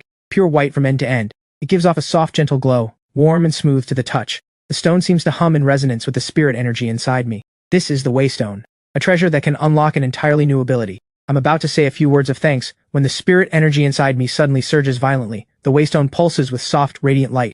Before I can react, a light pours into my body on its own. An instant later, an unfamiliar incantation floods into my mind. The Samsara purification art. My heart jolts. This ability, it can actually dispel the yin aura across an entire area, converting yin into yang, letting any region corrupted by yin aura return to what it once was. Centered on the caster, with a range of 10 li in every direction. Absolutely devastating. I breathe in deep. The shock hits me like a wave.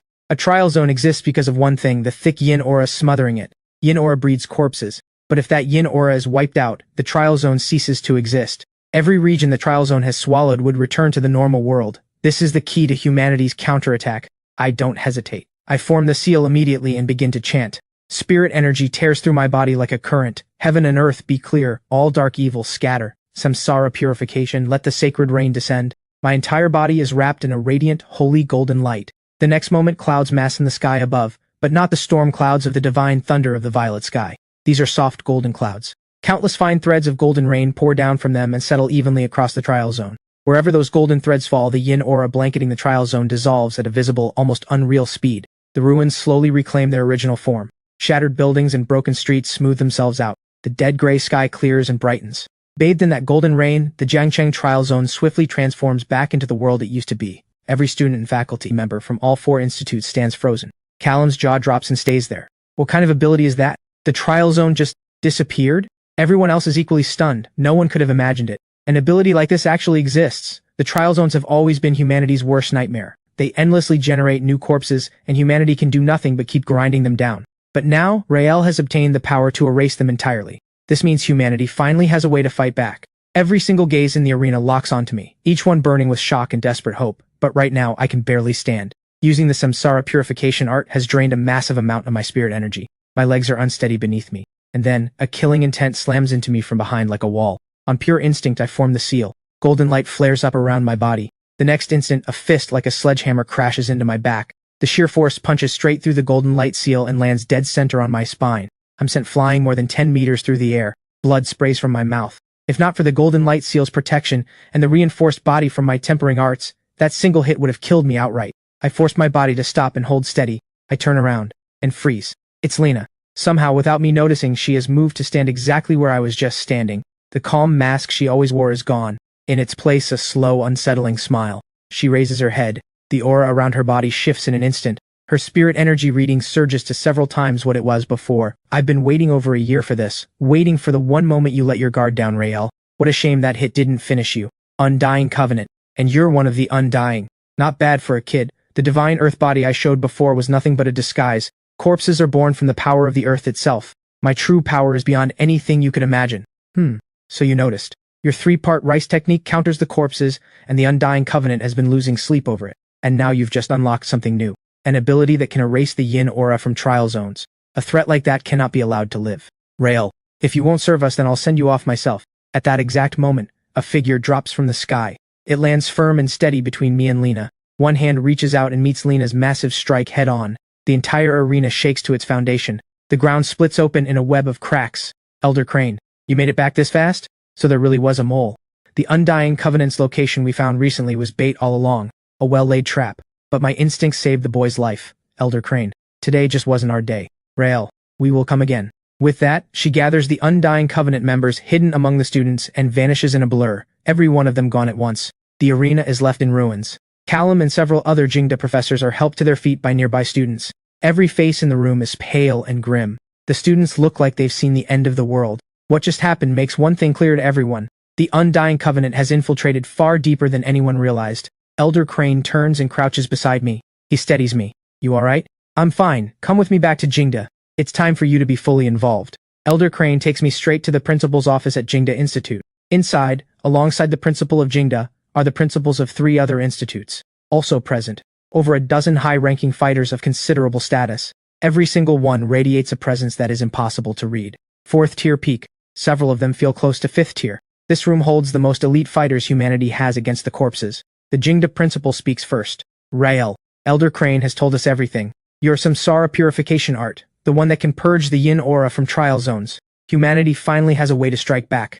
Ha! Everyone, there are several things we need to do. First, root out every Undying Covenant spy hiding in our institutes. Lena operated undercover on campus for over a year. She's not the only one. Second, pour everything into building up our new generation of fighters. Prepare for the counterattack. Third, and most importantly, make Rael stronger by every means available. Every bit of power he gains is another step toward victory for humanity. Every person in the room nods. Time is short. After an urgent joint discussion, all 4 institutes agree. All students will be consolidated at Jingda Institute for unified training. Within just 2 days, students from all 3 other institutes have moved in. The campus is packed. All of Jingda Institute has become humanity's largest base of operations against the corpses. I hold nothing back. I share the methods for crafting all 4 of my talismans with every student. Each one significantly boosts the combat power of every awakened who uses it. Talismans crafted by the students are distributed to every new awakened on campus.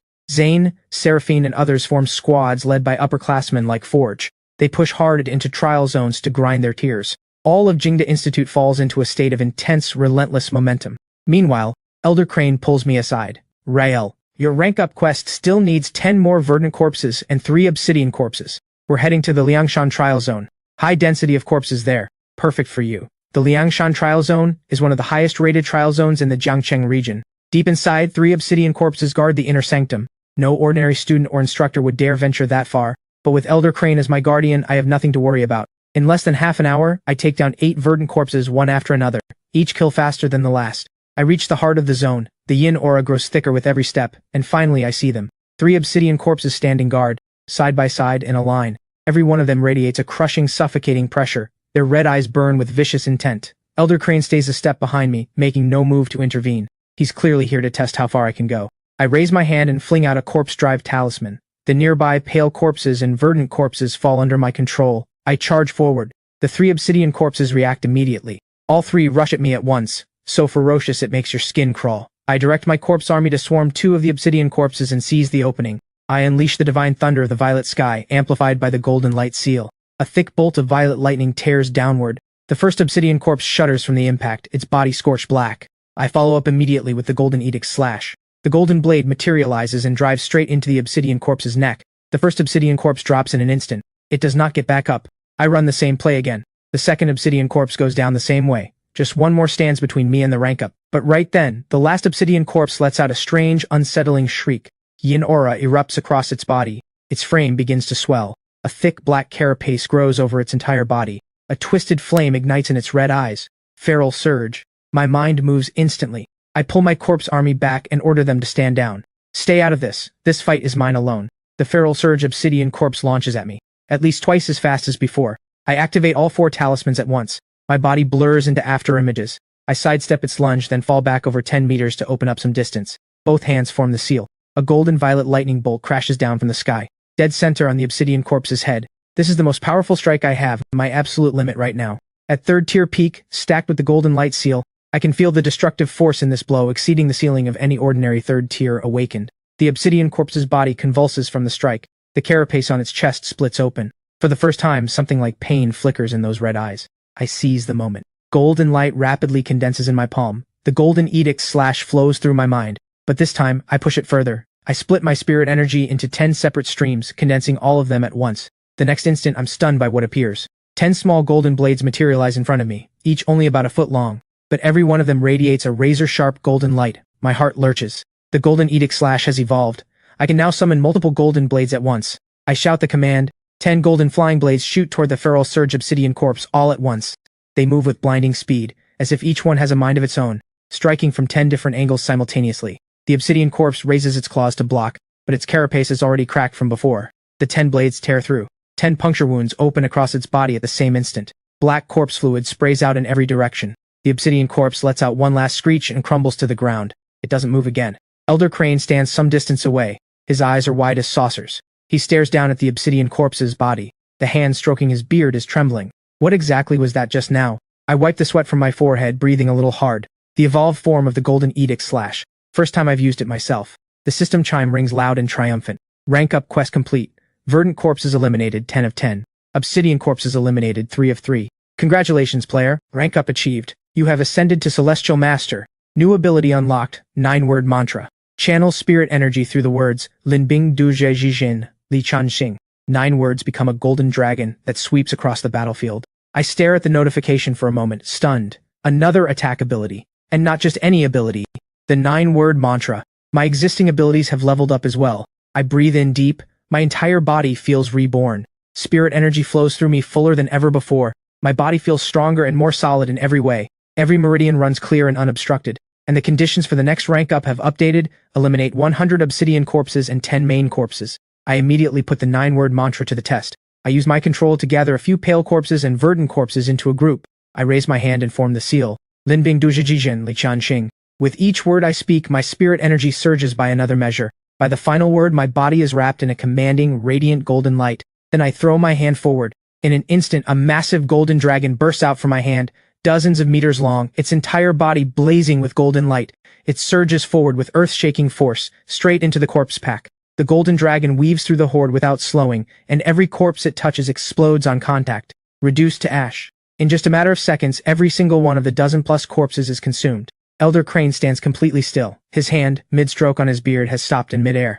That new ability of yours, I've never seen anything like it in all my years. A technique with this kind of power truly deserves to be called the 9-word mantra. Elder, thank you for serving as my guardian today. Rael. Once you pass 4th tier, there's no ceiling anymore. Growth from here comes only from mastering what you already have. But above 4th tier lies the 5th tier, the immortal realm. That can only be reached through your own insight. Even I've only barely crossed the threshold into 5th tier. Elder, I'm not sure why, but I actually have a rank up quest for 5th tier. You have a 5th tier rank up quest? That's incredible! Without 5th tier, defeating the Undying is impossible. Our odds just went up again. Elder, are there any higher level trial zones nearby? I want to push further. The highest rated trial zone nearby is Fengdu City. It fell long ago, completely overrun. Even the weakest corpses inside are verdant and obsidian. They cover the entire city, and there are at least 30 main corpses roaming within. We can only operate around the outer edge. Going deeper is not an option. Even the two of us wouldn't make it back out. I nod. We set out for Fengdu City immediately. The moment we reach the outer edge of Fengdu City, I feel it. A suffocating wall of yin aura, dense and overwhelming. The entire city is swallowed in a curtain of black haze. The sky above is a dull, lightless gray. Broken walls and collapsed ruins stretch as far as I can see. Low, guttural roars drift out from somewhere deep in the city. The sound of corpses. I breathe in deep and follow Elder Crane as we step into the outer edge of Fengdu City. We're barely a few hundred meters in when a horde of corpses surges toward us head-on. The sheer number of them is staggering. Dozens of verdant corpses leading the charge, with over a dozen obsidian corpses close behind. The pressure they give off would be enough to break any ordinary 3rd tier awakened. I raise my hand and form the seal. 9-word mantra. The next moment, golden light engulfs me entirely. A massive golden dragon bursts from my hand and charges straight into the horde. It weaves through them like a current through water. Everywhere it passes, verdant corpses are devoured and detonated on the spot. Even the obsidian corpses can only hold on for a second or two before being torn apart. In under 10 seconds, the entire horde is wiped out. I exhale slowly. The 9-word mantra is something else entirely, but the spirit energy cost is enormous. Still, against obsidian corpses, the return is well worth the cost. One cast takes out at least 10 of them. Beside me, Elder Crane nods steadily, but he doesn't let his guard down. The old man keeps scanning his surroundings, then suddenly, his brow furrows deep. Something's off. Something feels wrong. Elder Crane points toward the deeper part of the city. For a city as heavily fallen as Fengdu, the outer zone should be far more saturated with corpses than this. But all the way here, we've only run into a few scattered groups. And while the yin aura throughout the city is thick, the actual density of corpses is nowhere near what it should be. You're saying the corpses have gone somewhere? At least half of them, if not more, have been redirected by someone. The Undying must have made their move. Then Lena has already launched the attack. She's almost certainly the one who pulled the corpses from Fengdu City. We go back to Jingda. Now. Not a second to waste. The moment we touch down, the scene in front of us stops us cold. The institute gates have been destroyed. Across the entire campus, fires and flashes of combat light up the night. High above, the 4 principals are locked in a fierce battle with Lena Rael. I'm heading up to reinforce the aerial front. The ground is yours. Remember, your targets are the main corpses. The old man flickers and streaks upward like a beam of light, shooting straight into the aerial battle and joining the fight against Lena. I don't waste a moment. I sprint toward the nearest clash. 3 pale corpses have a group of Jingda students surrounded. The students are already bleeding. One more hit and they're done. I raise my hand and activate the 9-word mantra. A golden dragon tears through the air with a roar and barrels straight into the 3 pale corpses. The dragon sweeps through. All 3 pale corpses are consumed instantly and reduced to ash. Senior Rail! It's Senior Rail! We're saved! I don't stop. I push forward toward where the 4 instructors are fighting. Volt, Cinder, Rex, Lyra. All 4 instructors are fighting a single main corpse together. And they're clearly losing. The main corpse outclasses all 4 of them combined. I lock onto the opening and activate the seal, 9-word mantra, descend. A golden dragon explodes outward with a howl and drives straight into the main corpse. The dragon coils around its body and crushes relentlessly. In just a few seconds, the main corpse is torn to pieces. Your ability hits that hard? I can barely wound a main corpse in one hit, and you just one-shot it. Instructor Volt, come with me. We're pushing to support the others. Volt snaps to attention and falls in step behind me. Together we cut through the battlefield. In under 10 minutes, I've taken down 5 main corpses in a row. The tide on the ground begins to shift in humanity's favor, but the aerial battle is deteriorating fast. Lena, alone, is overwhelming all 5, the 4 principals and Elder Crane. Absurdly powerful, every strike she lands shakes the sky. Instructors, I need 5 more main corpses. My rank-up quest still needs 5 more main corpses. Once I clear it, I can break through to 5th tier, and only then will I have a chance against Lena. 5th tier? You just reached 4th tier, and you're already going for 5th? Fine, we're with you. Cinder, Rex, and Lyra immediately follow. All 5 of us charge toward the next main corpse. The 4 principals go and back up Rael. Leave Lena to me. Help Rael take out the main corpses. He's the only one who can reach 5th tier. Ha ha ha. Elder Crane, you really think you alone can stop me? How pathetic. The 4 principals grit their teeth, break away from the aerial fight and descend toward the ground. They join the push against the remaining main corpses. The moment the 4 principals enter the fight, the momentum shifts. I seize every opening. In just a few minutes, 3 more main corpses go down. Rank up quest progress, 1 remaining. But above us, Elder Crane is clearly losing ground. More and more wounds mark his body. Every time he takes a direct hit, he coughs up blood. Lena attacks with a grin on her face, relentless. Massive strikes hammer down on Elder Crane one after another. Old Crane. Cinder, stop hesitating, get that last one down. The moment you hit 5th tier, Elder Crane can finally be free. I clench my jaw. I breathe in deep and force myself to stay calm. Then I charge at the last feral surge main corpse. It's tearing through a group of students in a frenzy. The casualties are mounting fast. The 4 principals activate their abilities all at once and throw everything they have into holding the main corpse down. I raise my hand and pull every last drop of energy from within me. My entire body is completely consumed by golden light. A golden dragon erupts from my hand. More ferocious than any I've ever summoned before. It roars and crashes into the main corpse. The feral surge form is caught in the dragon's coils. It fights for a few seconds. Then it's torn apart. Nothing left but ash. And then, the system chime rings out in my mind, loud and triumphant. Rank up quest complete. Obsidian corpse is eliminated, 100 of 100. Main corpse is eliminated, 10 of 10. Congratulations, player.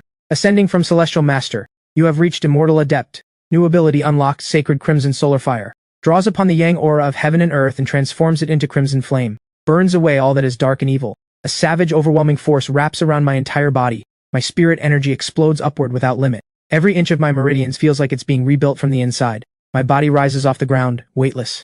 A stream of golden light blooms beneath me. I've broken through. 5th tier, the immortal realm. Rex, Cinder, Volt, and Lyra all look up at me. Every face wears the same expression, pure disbelief. The 4 principals stare open-mouthed, struck completely silent. Spirit energy floods through me, richer and vaster than anything I've ever felt. The newly unlocked Sacred Crimson Solar Fire crackles inside me, barely contained, desperate to be released. I look up into the sky at Lena, still hammering Elder Crane without mercy.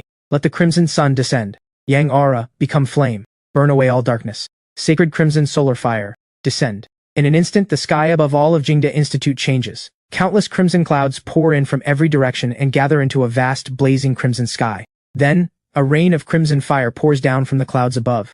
This is no ordinary flame. It carries the full, concentrated power of Yang aura. The moment it lands on a corpse, it clings and burns.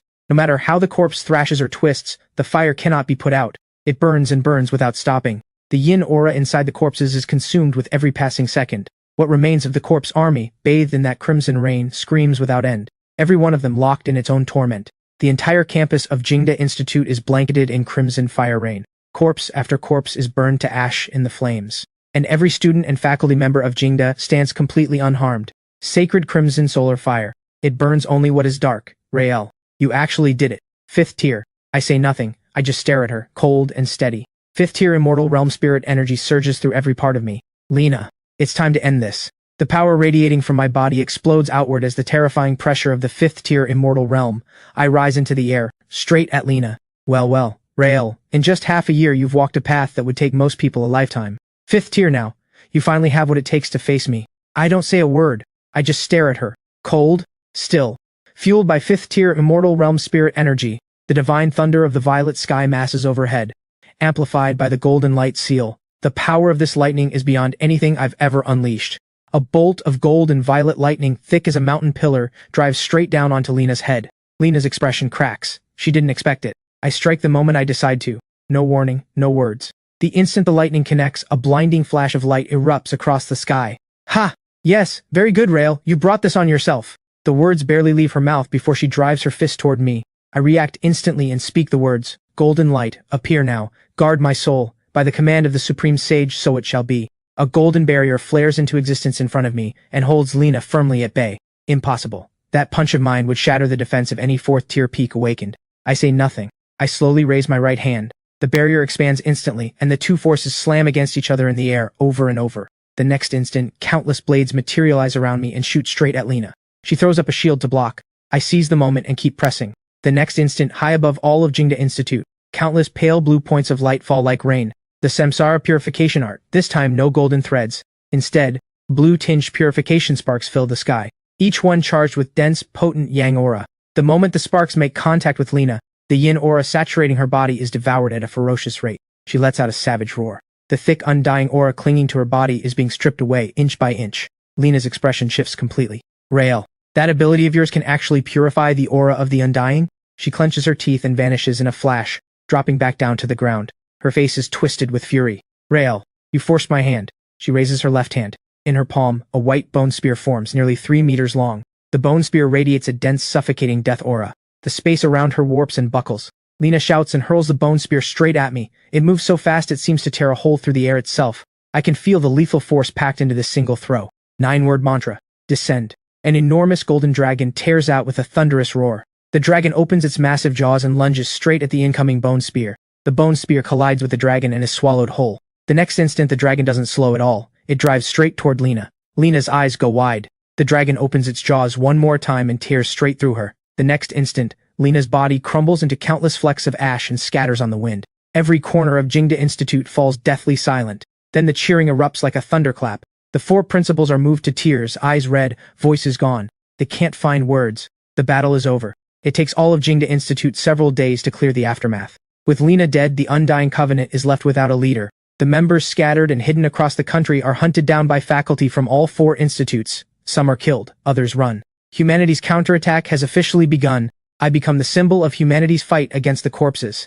Every day, journalists and officials swarm around me, but I don't get lost in any of it. I keep training, keep pushing forward. Over the course of the following year, I travel with the 4 principals and recovered Elder Crane through every major fallen city. Fengdu City, Shifeng City, Guishan City.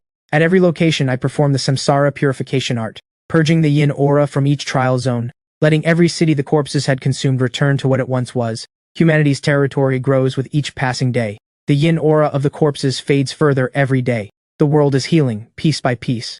I also share the talisman crafting methods I've developed along with every body tempering technique and incantation to every student across all the institutes, holding nothing back. The new generation's strength rises at a visible, almost shocking rate. Humanity's collective combat power reaches a whole new level.